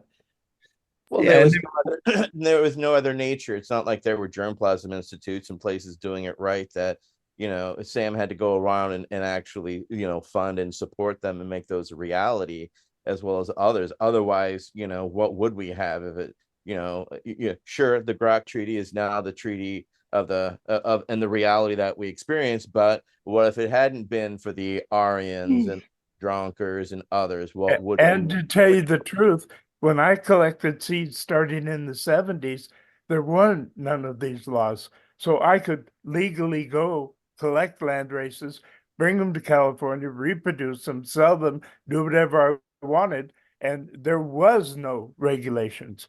I think it's better that there is a regulation and that the caretakers and the breeders and the original farmers should get some sort of piece of the pie. Yeah. No, that sounds right. So when you were collecting seeds, so you've said this a few times over the years where they're literally, basically what you're saying to me and what I'm hearing, I'll distill it all the way down, is all the seeds that we have, we shouldn't technically have because we've stolen them. right? As a Well, community. No. that's not Yeah. 1000%, but I'd say So what is since it then? it's- So like, that's probably true. Look, it's exactly like colonialism. I mean, you were born in America, you're an American citizen, but your genetic roots come from there. You are essentially a seed of the evil spawn of colonialism. Does that mean you're wrong or you And can't exist? Like I don't. Do you owe the blacks a bunch of money because you're white? Do you owe the American Indians a bunch of money because you're white? That's a hard nut to crack. Here's an interesting thing is that in a lot of the cannabis, so I think more cannabis germplasm came from export than from people sourcing it from location. So they exported illegal weed and us peasants collected the seeds out of it. That's absolutely true, I think. That to me, it was forced upon us, is what you're saying. Sorry? It was forced upon us, really. Exactly. It showed up in my back door and little pellets fell out and I put them in the ground. But interestingly enough, though, I think a big narrative is that we went out into the world and brought these seeds back. But I think that's Sam, and there's very few Sams in the world that actually went there and got seed, where most of the germplasm came in the form of flower or being shipped to the US. I think there's more Sams today than there was 30, 40 years ago, because there's a lot of people out there going and collecting land races and trying to profit from them. Yeah. I really like the philosophy of UPOV, and that is, yes, the things that you can develop, you have the right to commercially profit from them. But if you use the UPOV system and you do get a registration, for example, you have to make that variety available for home use. You have to make it available for other breeders, right? They can't just knock it off and sell the same thing that you created, but they can use it in the development of future plant varieties. And the reason is that plant genetic resources should be available to all of humanity, right? Yeah. Like plant genetic resources themselves should not be owned by a corporation or an individual. Right. So yeah, you can benefit for a period of time from the developments that you make from those resources. In some countries, you have to give the original breeder of a variety that is used to create subsequent varieties. You have to give them a portion of the profits. In other countries, it's not allowed without the breeder's rights, and the breeder can say you can't do it. So there's a lot of different iterations of that. Yeah, and that's one of the real differences about the patent, is that when you actually have the patent, you don't have to make those plants available to other people. They are the corporate property of whatever entity registered them or holds the patent. Right. It's really important. It's super important. It's a very different root of the system, is what it is, right? Well, it is, right? But there's other systems around us, like the music industry, that live and die by that. Like you can't sample an artist without them saying okay and going through either their estate or them personally. And you can't do it if you get caught. Yeah, but I mean, it's really easy to do it, or for me, I've sampled people and then I have to go into the session and basically mimic it, right? And recreate it. So it goes both ways, but I like that because it holds people to a standard. It keeps we were talking about earlier in the conversation, history intact. Like there's a historical reference here where this began and why, and here's where it's going, and that person and that legacy is along with it. So I'd love to see Sam get in the same light residuals, right? No, that's not why I did it. Of course not. The reason I produced millions and millions and millions of seeds was because I wanted to change the world.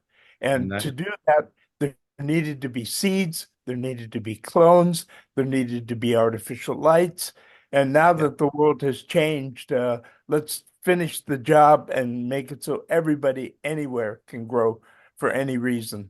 And, the hell with all the naysayers. There's another little lesson in there as well about plant IP. When you sell seeds, you've given away the rights. Yeah. Right. Yeah, you haven't. So if people are really truly concerned about owning these things, they shouldn't be selling the seeds. And just be aware that if you are selling the seeds, you can kiss your rights goodbye, because you sell those rights when you sell the seeds. Yeah. Right. So it's an important distinction to understand. And Did it's you want to yeah, jump in there, Davis? You had your hand I up was, for a while now. I was just going to comment on the idea about land races again, that like they were stolen. I think there are situations where people didn't have permission or ultimately made, through some nefarious means to get the opportunity to take them.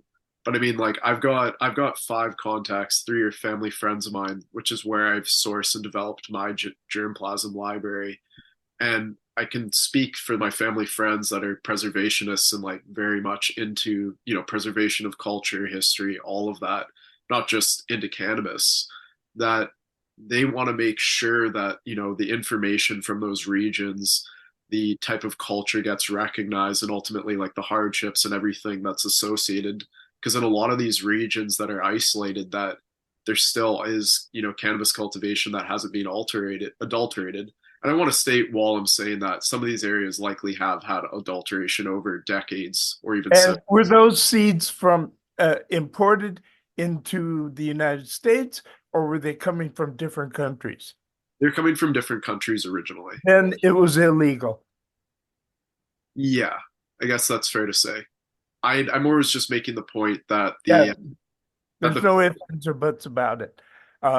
If you don't go through the UN treaty, biodiversity, the Nagama treaties, etc., and the newer one, it's illegal. Okay. And if your Yeah. country's We're at a everything new I frontier. did That's was the thing is that those reality that we have had, we exist under, and now it's going to be an interesting fight. Currently, that treaty, the Grok Treaty, Michael, I believe, is being tested by NEEM and India. India is going after people who extracted and took NEEM, and this is going to be the first kind of world test case, specifically under the new treaty. Am I correct on that, Michael? Oh, you're following that more than I am. So yeah. So it's a new frontier, people, and that's the thing. What has existed and what does exist is down a new pathway, and this is the air of responsibility that we're talking about that has been deflected for generations, now has to come home to roost. And it's a new day, and we're looking forward to seeing what happens, who rises to the occasion. And as stated, India is taking its first step, and it's around neem.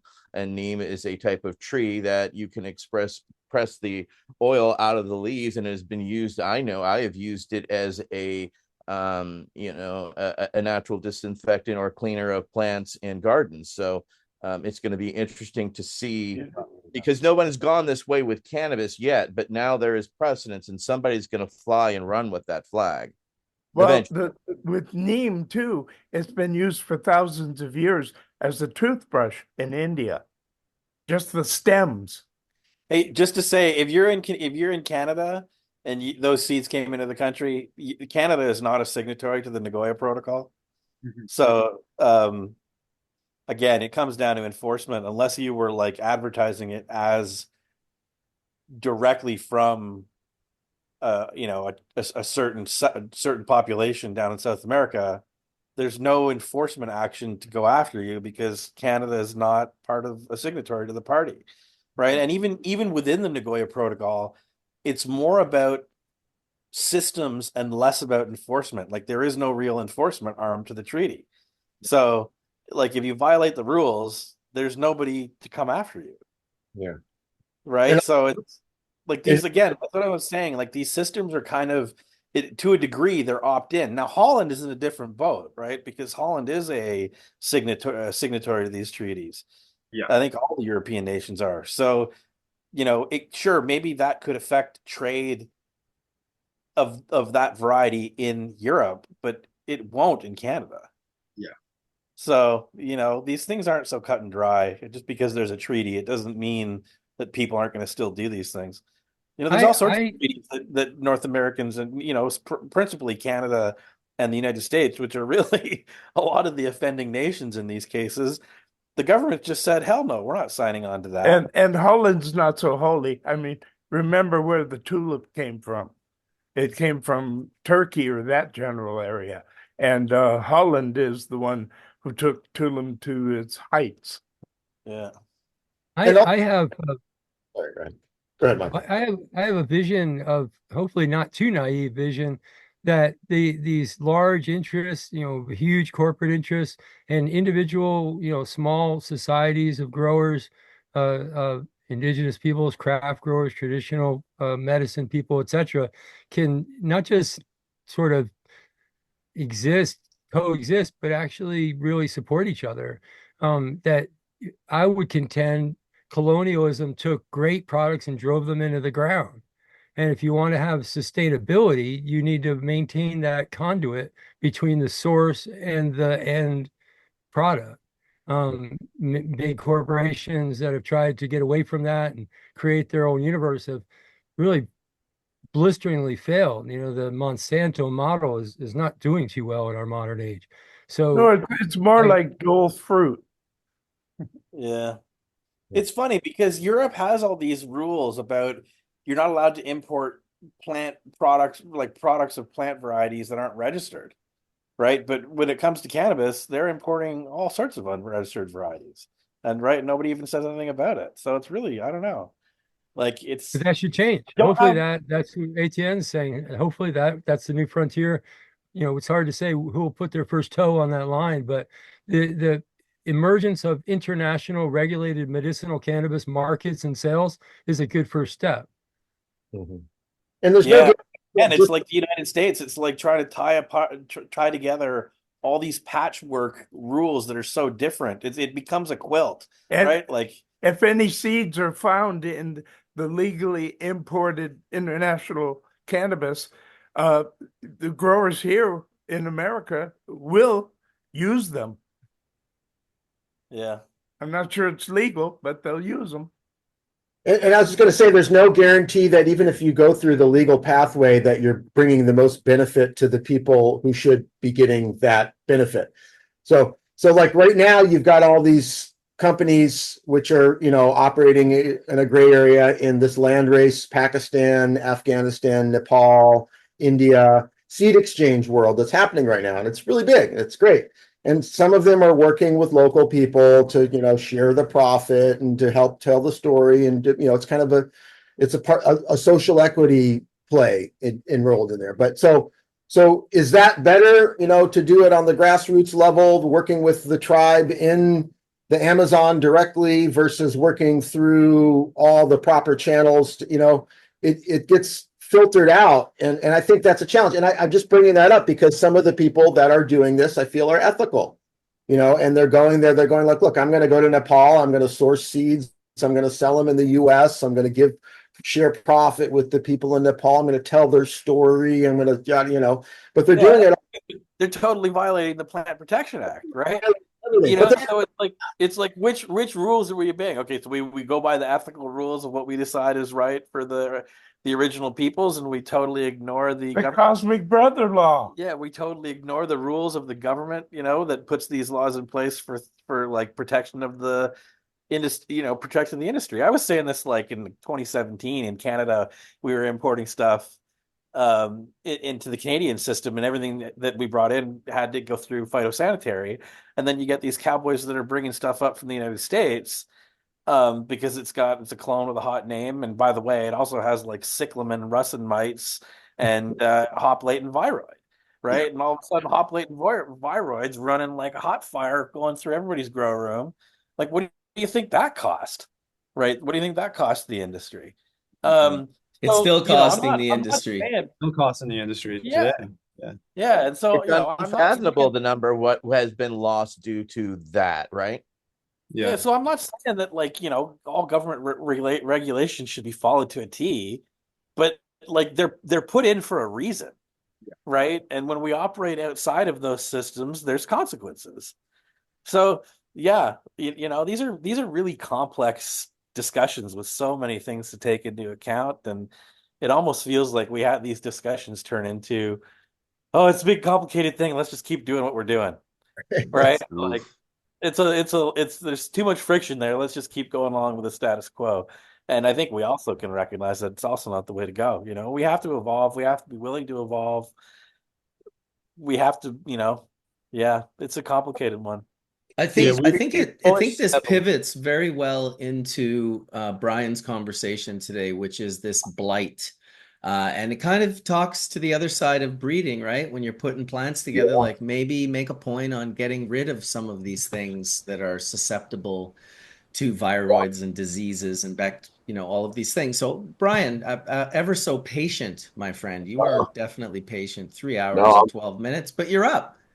I'm thankful. There's so much information at hand. I'm taking notes over here and just listening, kind of trying to saturate. And, it's really a lot. And it all so much applies to like what we all do and definitely what I'm doing here on the field in Maine, inside and out. And follows along well with the other episodes, kind of chaining into this one here too, a good rhythm. But I was even taking some notes of my own, just kind of mentioning for here in Maine, like with my breeding outside, I've been breeding outside for years now and kind of sticking it to that realm.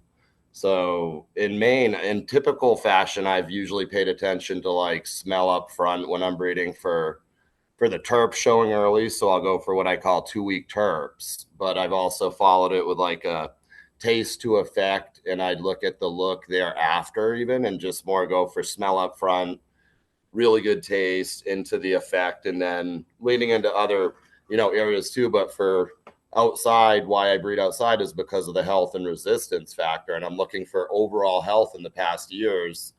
This year, and then I'd say for, I guess, about the past 4 years, we've had this septoria challenge is what I've heard it's called. I know Colin has ideas or some information, and I can kind of report from the field. So I'm seeing results as far as like types that will make it, types that definitely aren't. And I have a list going. I definitely have a library happening. I'm seeing about a 10% carry. So from like my clones in the library, a 10% hold on what makes it, and continued resistance year to year as well.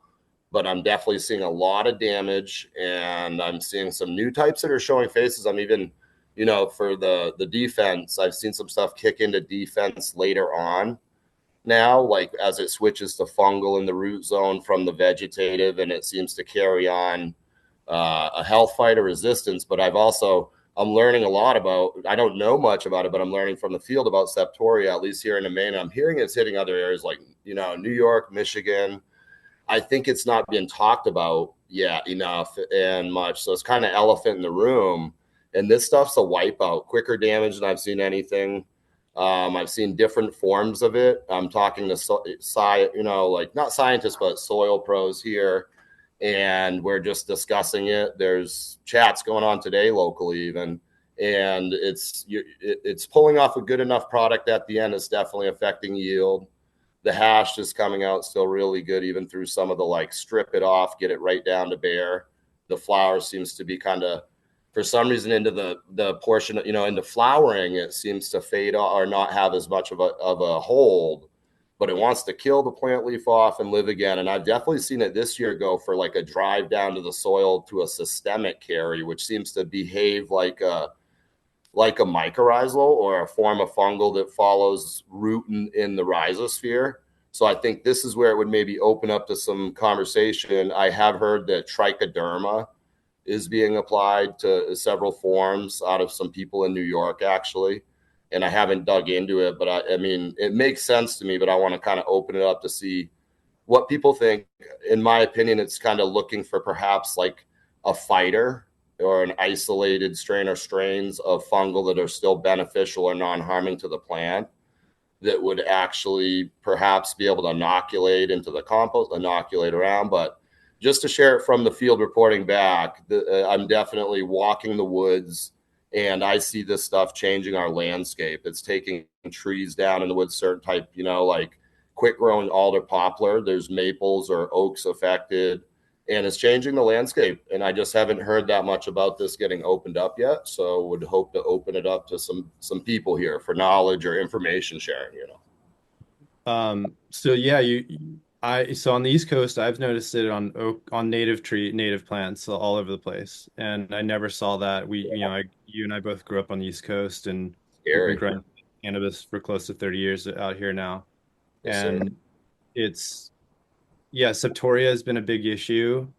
Um, that is just devastated New York hemp farmers, and I think a lot of the people that I've spoken to at scale were hemp farming first and transitioned into drug cultivars and then planting in those same fields season after season, and not taking the right precautions to amend their soils and create a healthy soil network for themselves. So it's been devastating on the East Coast, but it's the biggest reason why New York's market has so much terrible herb is because the soil that these individuals are growing in, not everyone, but a lot of them are contaminated. So they have these viroids and they're not testing or fielding for them. And that's where I do think So like is a it genomics does come through and the help you plant get better insight. is the plant uptaking this via the soil, and that's how it's becoming infected? Well, I calling me no more, but I heard at first the theory being is that it's a splashback from the top surface. And when I had disturbed the topsoil just through simple hand cultivation of the soil, I've been doing trying some like more simple and organic application or even natural, like disturbed topsoil. It seems to break up a fungal web that exists that lasts for about 2 weeks and then it kicks up again. Fresh, good fungal rich compost on top fights too. But I mean, at this point, year 4, we're throwing several different types of compost from professionals, our own that's beautiful, and different natural sulfurs being applied several times. There's other oil to a pH balanced citric application for spray that doesn't seem to touch it. Kelp doesn't seem to do much. So I don't know if this is answering any of your question, but it's back to this. Maybe Colin knows, but it's kind of like throwing all the natural form at it. It seems to be driven kind of deep systemically down into the soil at this point. Also, Pythium is a huge problem. And lettuce sclerosis viroid is starting to become prevalent, which is not, I think we can all agree, has not been a major threat. But yeah, I mean, we've used mycorrhizal top dressings to help combat it. We seem to think that disrupting the soil to like you said, to not allow that network to develop has really helped. But honestly, we just call the plants like immediately when we see it. And then we start soil testing, send that to New England testing labs, look at what's going on. What does it visually look like? So if somebody is watching, do you have a visual representation about what this looks like potentially? I don't have one right offhand to show. I'll try to get some together, Yeah, but it's got brown spots. Yes, it looks like rust, right? Sam knows. Is it on the leaf or on the stem? Or is it It's on the leaves that I remember. On new or old leaves, or old leaves not on new leaves? It was on older, and it's actually hitting up high on the plant on new leaves. It's behaving differently through the years. It even has different form, which seems to me, just again from the field, seems like different species of that one type of fungus. I've kind of heard a little word about that from a soil friend, and I've definitely seen like tight yellow spotting that's really dense spotting on the lower leaves seems to be where that one lives. And then you're going to see some, holes in the actual leaf. You almost look like something's eating it away. Seems like a different form. I mean, this stuff sounds nasty. What's Funguses that? are spread by insects, but they're also spread by soil. So if you're moving clones around, or if you're moving, The problem is it's wiping out trees in nature. I've got 78 plus acres, and I'm walking the back 40 down for miles back here, driving by where my parents live in the hills. I'm hearing from friends in Midwest, different states, and not denying that it does carry to soil. But one of the things I pride myself in is some of the most beautiful living soil. My compost is so rich that it's actually the newer compost is growing blight-free, squash plants that don't seem to get hit in the pure compost, and they're thriving. But I'm also kind of like, what chance do they have? As soon as they take a little bit of a yellow off, they go to this quickly. And the trees out in nature, literally some of them I've seen last year, even some 20-foot trees that are younger falling right at they're gone, you know? So it seems to be really, even if I could isolate here or change over soil, I've tried different strains in different parts of the farm, of the yard, on about a 10, 12 acre clean out here in the middle. And I'm seeing it still pop different areas, but I'm also seeing the resistant type or two or a few that do the best. My gas mask. I'm afraid I can't quite remember as well as I used to, but is trichoderma valuable to fight this? That's what I've heard. I haven't applied it yet. I kind of what I suspect. That's what I've used in the past. Wonderful to hear that. That's what's coming in the mail. There's 3 different strains that are being toyed with out of New York, and I'll connect with you on that call in a bit after too and talk about it. That's probably nearby with you. Yeah, man. It makes sense. So yeah, it's a big problem. We saw it even indoors, to be honest. Oh, wow. And we had to do a lot of soul searching in the facility to figure out what was going on. And we you know, for whatever reason, because the facility was near the coast, the water had this weird film, even when it was run through our, it was just the weirdest thing we've ever seen. I haven't seen it inside here. It hasn't carried over for myself or friends in the area. But. Yeah, we nipped it in the bud, but you know, there's also, you know, a little bit of you know, good old Clorox bleach in the res to, you know, to kill anything at the right rates. What does this do to the roots? So what is this? Makes it brown. So the plant could be completely healthy, and then there's like a huge branch that's just like dead. You're like, huh, that's the weirdest thing. Why is that whole branch just dying? And then there's signifiers like blight and spots that can happen as well, but that's further. It seems like that's further, and then the leaves get crispy and kind of acrid, and kind of like the plants are almost, you know, deep into fall, you know, finishing itself off with lots of ethylene around. Yeah, it's like necrosis, I think, Colin. I don't know. Say that again one more time. Is that a leaf necrosis, would it be called? It does like a die-off, like you just said. Yeah, it like creates, it feels like the plant wants to produce ethylene, and it just like signifies it all to do it. And then it affects the other, if you have like other plants in the room, it starts to affect them because of the ethylene levels. And it's really fascinating seeing it happen. But you know, we found, again, it's just like you have to be really diligent about cleaning everything. Yeah. You gotta be really tight on everything, and just make sure you're double backing on all your SOPs and cleaning. And yeah, I could share a little info from the field on that note, which seems to help out. Actually, is like we're using local hay mulch and a thick cover local hay mulch on the bottom that's kept with a fresh changeover. So like the 4x4 square on the raised bed gets where it actually almost acts like a catch for the leaf fall. Because what I've seen this blight work like, it seems to its intelligence, at least in its life cycle, seems to want to do a leaf kill off on the plants, just tracking it wise to let them go bad. To see it, it does a drop down of the leaves right to the base of the plant. And from what I've seen or heard, those are asexual reproduction sites that look like rust spots on the leaf. When it dies, those spots Sam was talking about, gray spots, and it fluffs off the spore.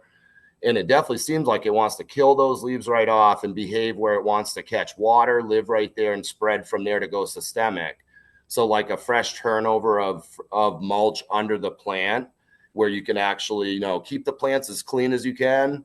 Honestly, this lends so far into, at least in Maine, where it's a more small batch type of feel anyway, and by numbers, by medical allowance and such, truthfully, it's creating like a tend to your plants better thing. When I kind of listen to the plants, they're going, kick up the stewardship, you know, don't have us, like Colin said, take us out, change it, don't new soil, new area, or don't do this. So it's becoming like, if less is more, and that's what we can handle. It definitely seems like healthy fungal population, a good constant nutrient availability to it, whether organic or not, and not letting them, you know, go without and be overboard over the threshold. So it's really kind of maybe testing the farmer. And it seems to me, with just so many plants out there in general of all types with colors and, these different rules to it in all realms. It seems like this is just kind of a almost natural thing, no matter where it comes from, for this to kind of call, like you said, call the plant. And it's going to seemingly call down the breeding, at least to bring up this conversation. It's not just going to be breeding gone wild and F1 polyhybrids everywhere, selling as hotcakes, because this is like year 5 in Maine that this stuff is taking a serious hold. And this year being a good grow year, but a high humid one, you saw good growth, early start off for health in places with people that were bragging, raving about it. And then the quiet fall off. And it's like detriment to the point of having a meeting over it, and it's really, if you don't have it, it seems like, at least probably East Coast, it's going to come around. It's just one of those things cycling. It's eventually going to come. And at this point, it's a more of how do we resist this, in my opinion, and seeing like the 10% hold from new faces from breeding and from the library hold of genetics, at least where I'm here in small batch application, not field trials for thousands or millions, thousands of plants. I'm able to see that hold and then try it out different zones through the years and then protect my genetics well. Hold it, as close as I can, because it works well for here, but it's also kind of stripping away like the candy shop approach of terpene exploration, or, of just into hashing it washes. It's becoming one of those where it's actually going to have more boxes to check when it comes to sun grown out here, whether it's personal grow or whether it would be a production grow, I feel, because, both angles are affected. The home grower that has this blight run wild thing going on too, very crazy, is going to have a difficult time. So I guess going back to trying to find the plants, at least from the breeding from the field and simple understanding perspective, hold them well. And then I'm obviously like working into the year here with my breeding to be like resistant males that show, the traits, even a kickback later for health, one up front, I'm tracking them. And then coming back to the proven females that either over the years, or a new type that's showing its face to be the healthiest new girl and the new lady in the yard is a strawberry smoothie band that I'm calling it. So strawberry headband on a citrus smoothie. And it just looks, it sticks out even amongst some of the plants, and anywho, that's kind of like from the field. So somebody, Alex Hardy. Sorry, I just wanted to mention one thing, Etienne, that Wade had his hand up, but he has turned his camera off now. So, okay, awesome. Yeah, I don't know if he's there now, but when he comes back and turns his camera on, we'll give him the floor. There he is. Oh, wonderful. Yeah, I had to take a leak. What to do, huh? I gotta jump in here and rant for a minute. I'm loving this conversation, but I keep thinking about what Mojave brought up about flavor and how he was really pointing to what I think is kind of a central problem in the whole cannabis space, where the various operators try and provide product, ethical operators try and provide product that the consumer wants because the consumer has been educated, if you will, to call out for this specific version of cannabis. And as a patient, I got to keep coming back to that. As a patient, historically, we followed flavor and smell and morphology as a guide to the chemistry that we were seeking. And now we have analytical chemistry, and that's a wonderful gift to our search. But part of what I wanted to rant about is we also talked about hemp and some of the consequences of, shall we say, unskillful legislation that has happened in the United States around the cannabis plant. And on the one hand, hemp has had the effect of normalizing cannabis all across the country. People are used to it now, and that is a good thing. The other side of it, and to me the biggest problem, again, as a patient and as a consumer, there's no protections for consumers. And I guess part of what I'm trying to do here is I'm asking you, all of you on this panel, and anyone who's listening to this recording, to recognize that if you view yourself as an ethical operator, it's important to create product that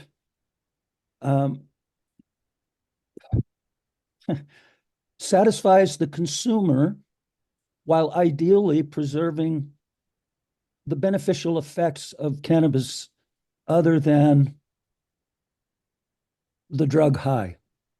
And I, as a drug user myself, I love the high, but I've also become a fairly passionate user of cannabis for its medicinal benefits.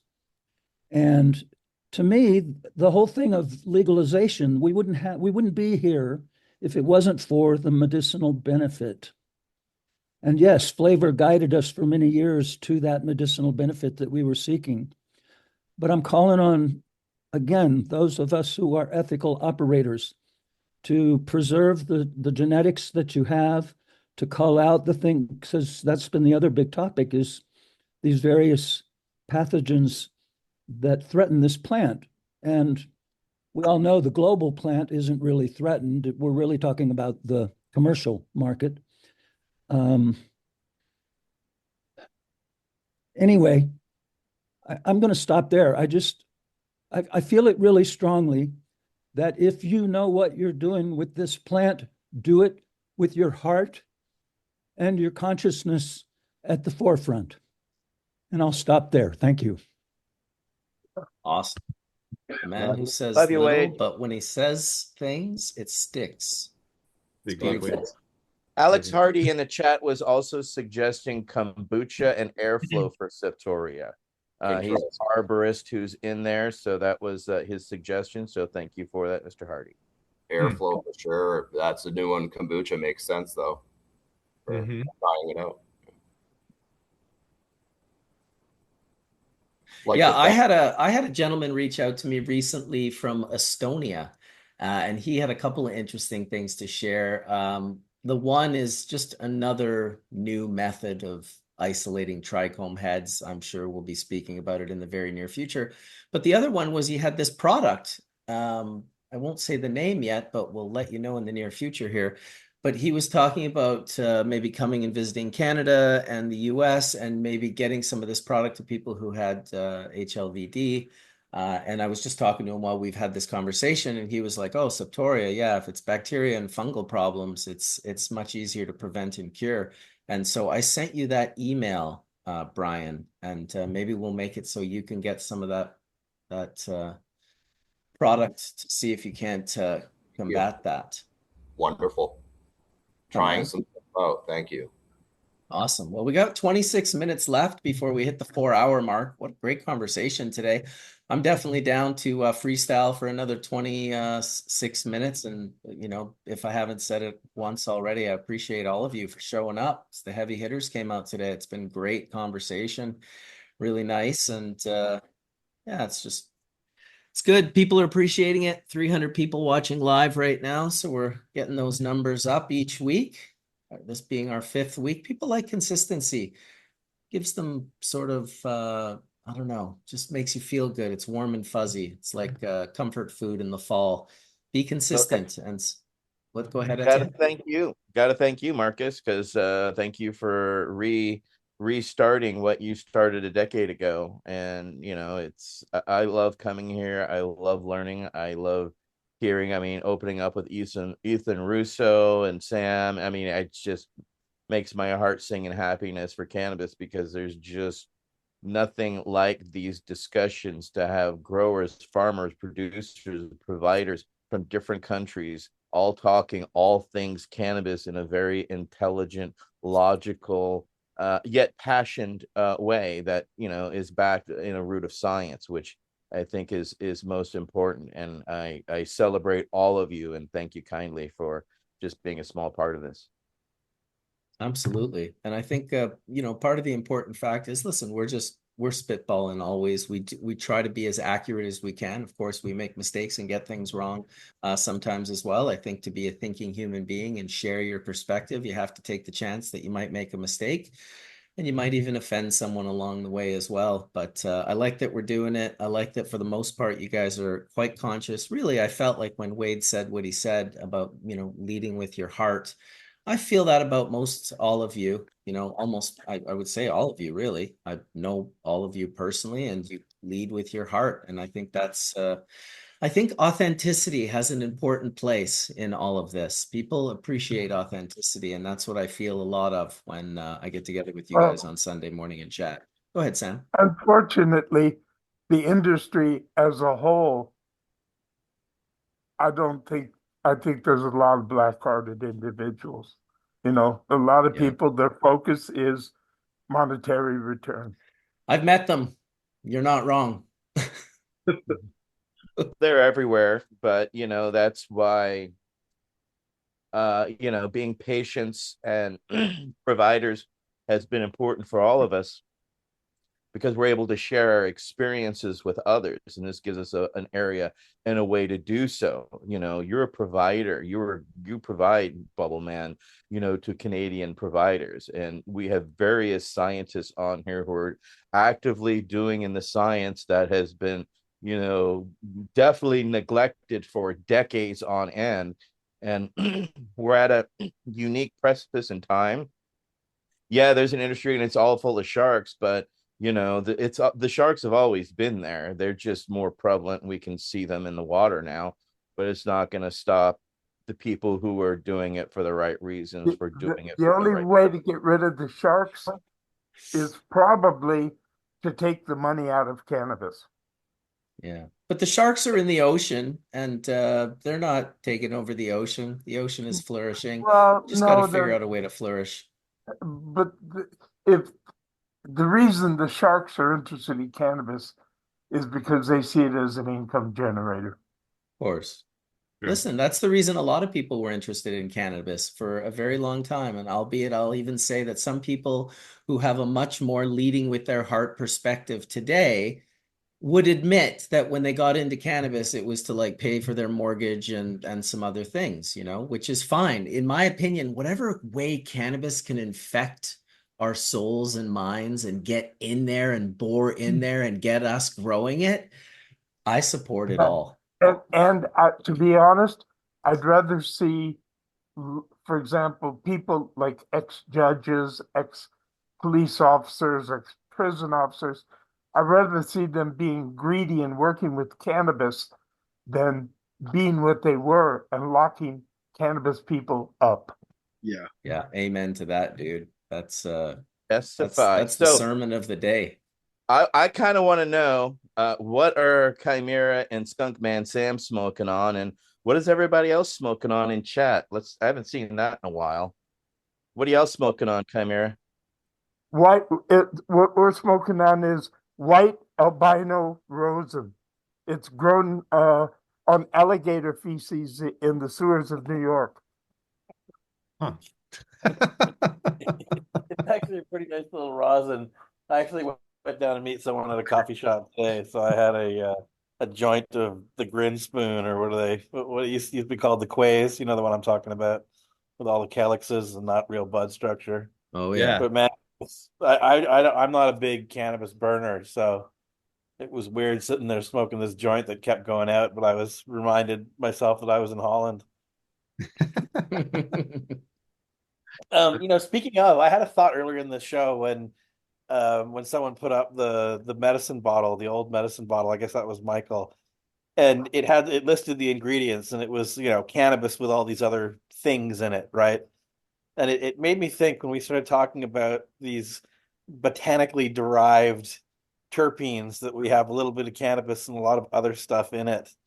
Yeah. And it seems we keep doing that, different versions of that same thing. And, I can't help but wonder if a good regulation would be that the only thing allowed inside a cannabis product was something derived from the cannabis itself. Right. Yeah. Well, when it comes to inhalables, right? Like, obviously, it's a different story when you're talking inhalables. Well, what they'll do is they'll take cannabis products and, with synthesis, convert them into different cannabis products, which I'm not so sure. I mean, as long as they're safe for consumers, but it's not proven safe. Well, and Mark Scialdone, like, I mean, he's developed some of these things that are synthesis products with using cannabis. And I don't think anything's wrong with that, but I think that if we're developing new things, that stuff should end up down the regulatory path of, having to show safety, right? Cannabis shouldn't just be something where you can take and modify and start developing new products with unknown health consequences and giving them to people. The reason we know that cannabis is safe is because there's thousands of years of us using it. But, when we start totally whacking out the ratios between those compounds in the plant and adjusting it in different ways. New forms. So does pure dry sift and bubble hash maybe not fit into that category, Ryan? I guess really, I mean, that's the highest percentage of volatile organic compounds we've ever inhaled have been in the last 25 to 30 years.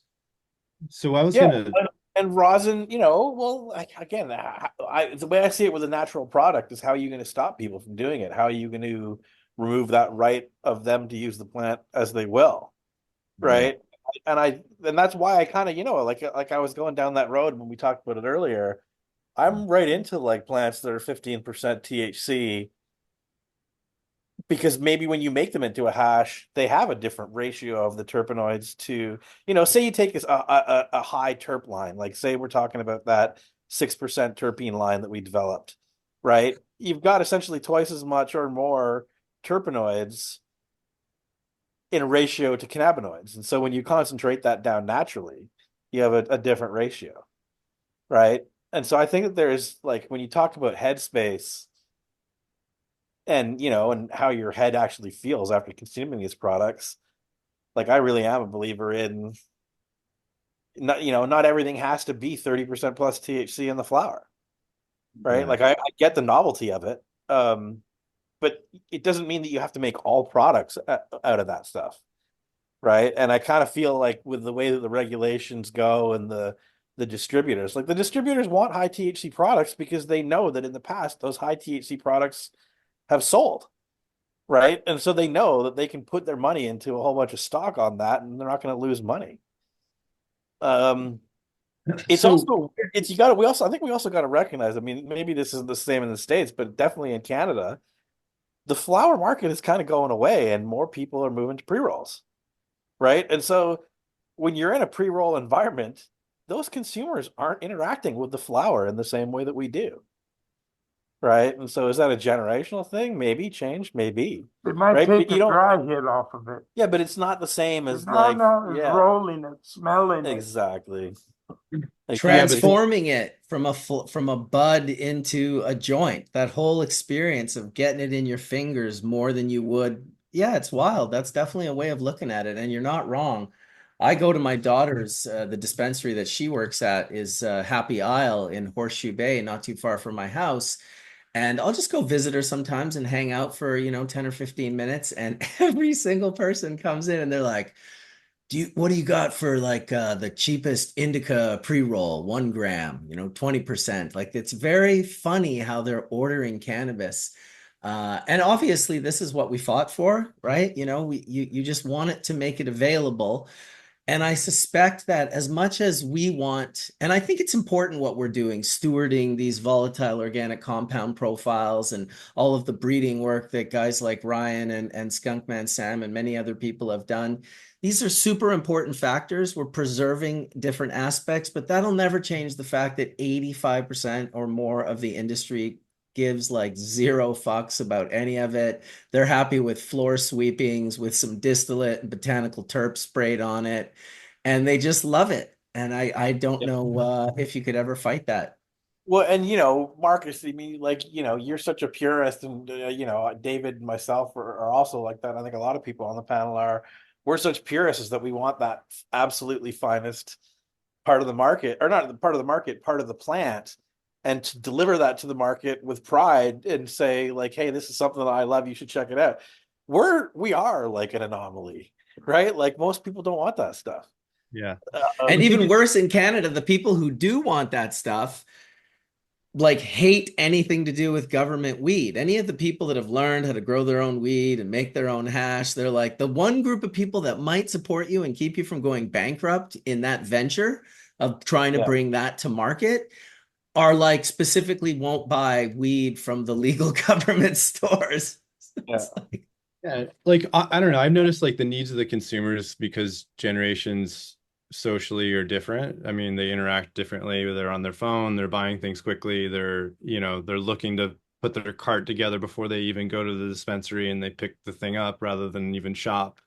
And I think it's a lot of that, like so to Marcus's point, like that drives a lot of the choices some of these larger operators are making because that's all their feedback is, and that's the narrative. They're okay with that narrative. They're like, yeah, whatever. If that's what sells, that's what we're selling. These guys are just in business. They're just figuring out how to sell product. Yeah. But it's like, I know that some of us have been doing this so long.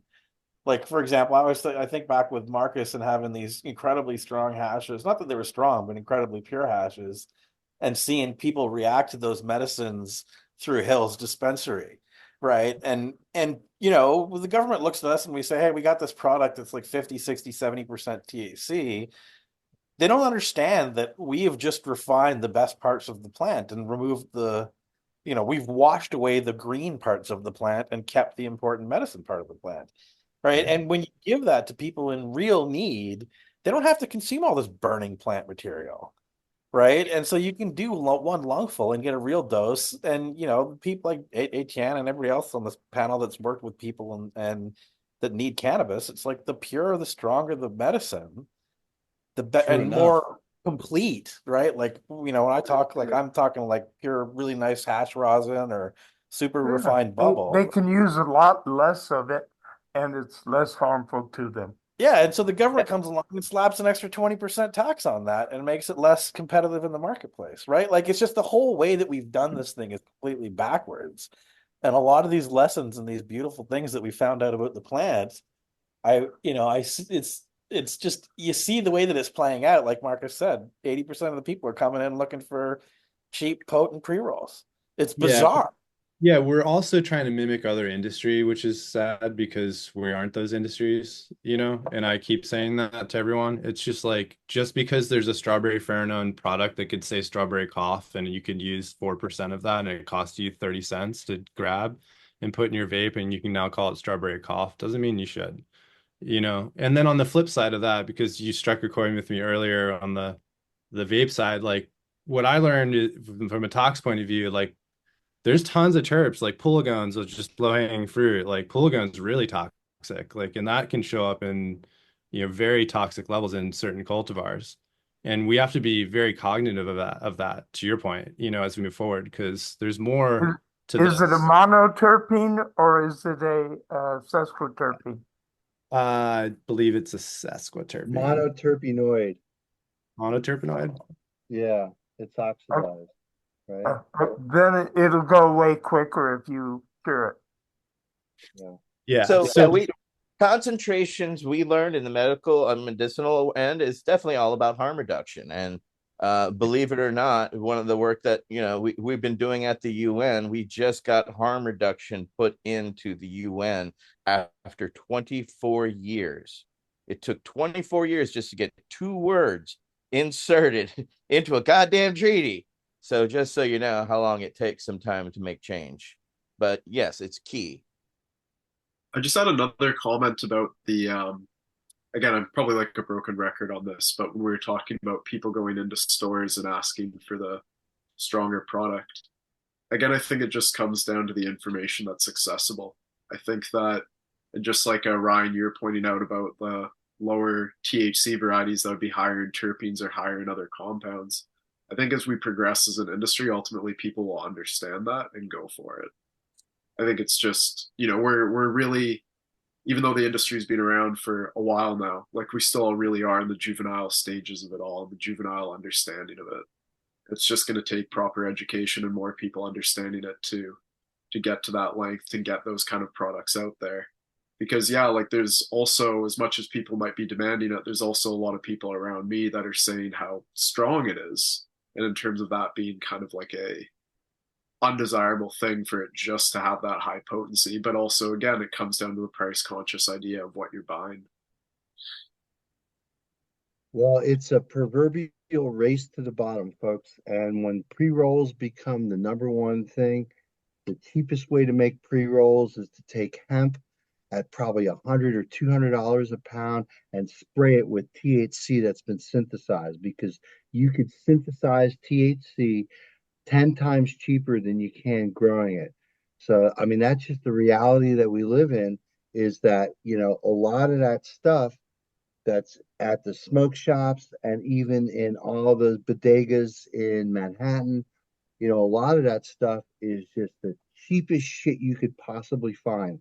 Because, again, why, I would just say that, like if you have high quality flower and you're trying to get fair value for that high quality flower, certainly putting it into pre-rolls is not the way to go, right? Because just, the overall value chain and where the grower exists in that value chain is, if you look at where the margins are, everyone is pressured at the front end of that value chain, including the grower and the processor, and the people who really own the distribution networks and the folks who basically are able to populate dispensary shelves with product are able to take a little bit more margin, because the guys at the other end, again, go to OLC in Oregon has got a daily tracker on what usable marijuana goes for.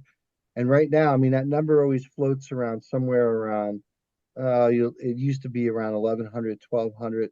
Then it starts sinking around COVID below 800. Now it's around $600 a pound. So, I mean, it is really difficult to turn on the lights at your grow for $600 a pound. So everyone along the way is trying to extract out as much value as they possibly can. And unfortunately, again, we're in that proverbial race to the bottom, where the people who can produce a quality product at the lowest cost is going to win. It's a commodity market, right? That's how we are with everything. We do food the same way. There's 30,000 McDonald's, but there's a very few like actually incredible, amazing restaurants in comparison of any one brand, maybe even just a one or a two. And so it's done like that with beer, and they have the IPA group. So we just have to recognize that we're in a smaller portion of the market, much smaller, right. But even if it's, well, listen, I'm in a super small portion because I'm in like the 1%. I'm a 1%er. But like there's all these other different markets that you can fit into. I mean, I'm thinking that the company that does some of Ryan's cultivars here, and I always mess up their company name. It's our friend Kip's a part of it. What's the company name again, Ryan?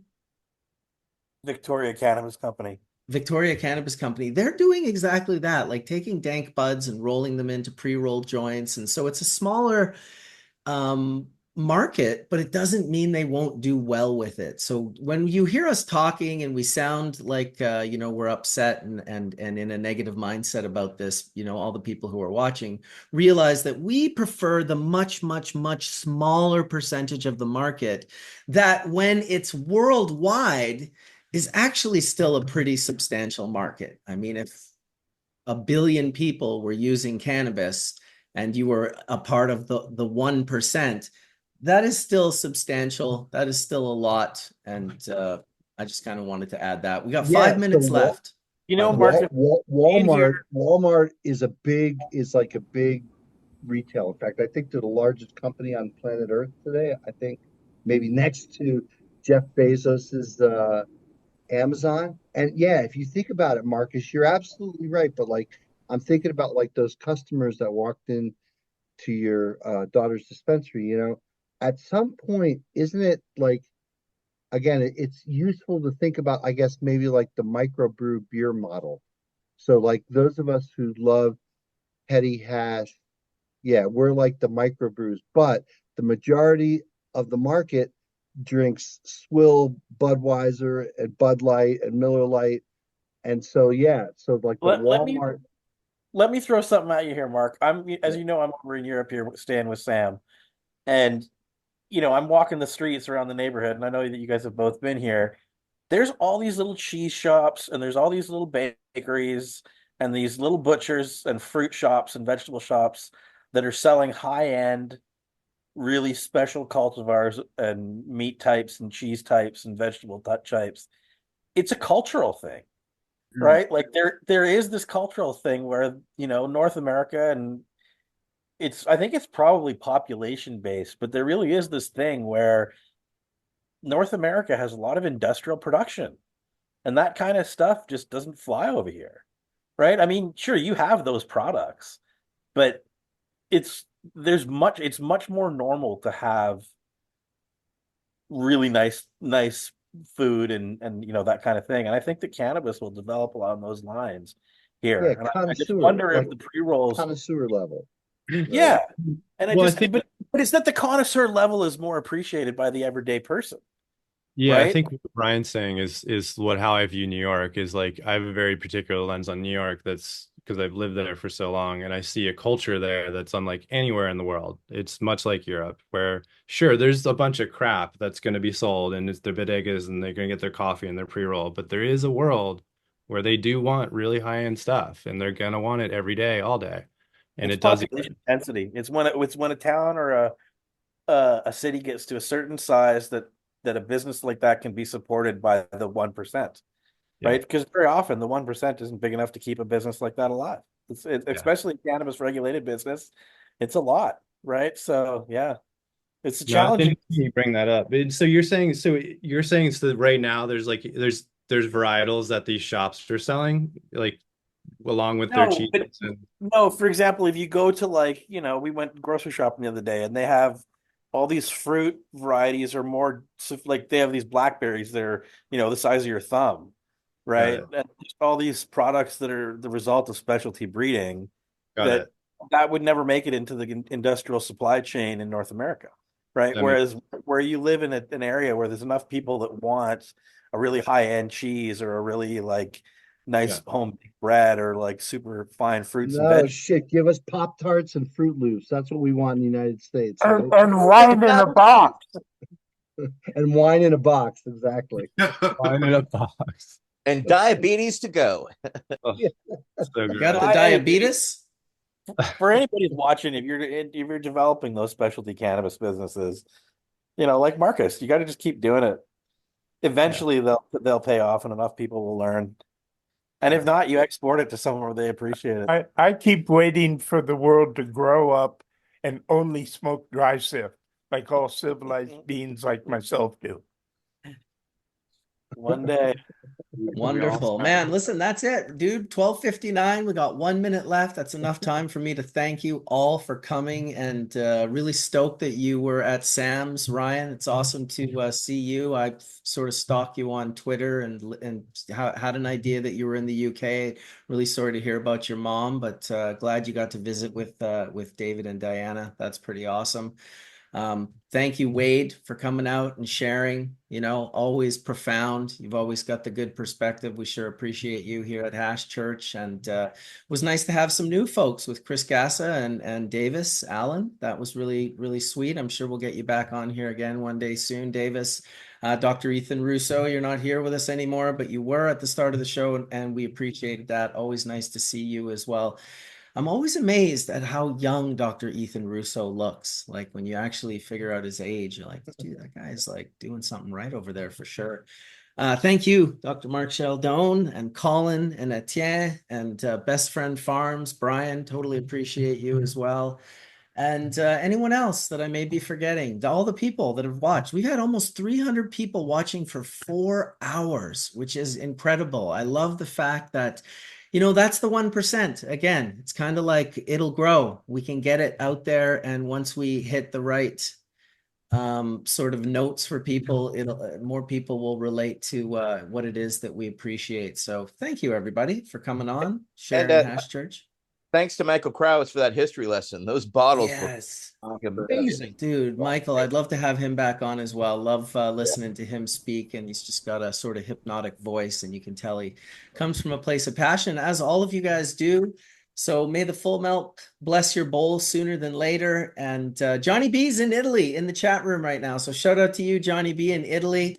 I hope you're inspiring people on a daily. Yes, yes. And I'm sure he's going to about to do push-ups. It's like 101, which means it's 10:01 there. He's probably doing push-ups right as we speak. Peace out, everybody. We'll talk soon. Thanks, Marcus. Take care. Thanks, Thanks, Mark. Ryan.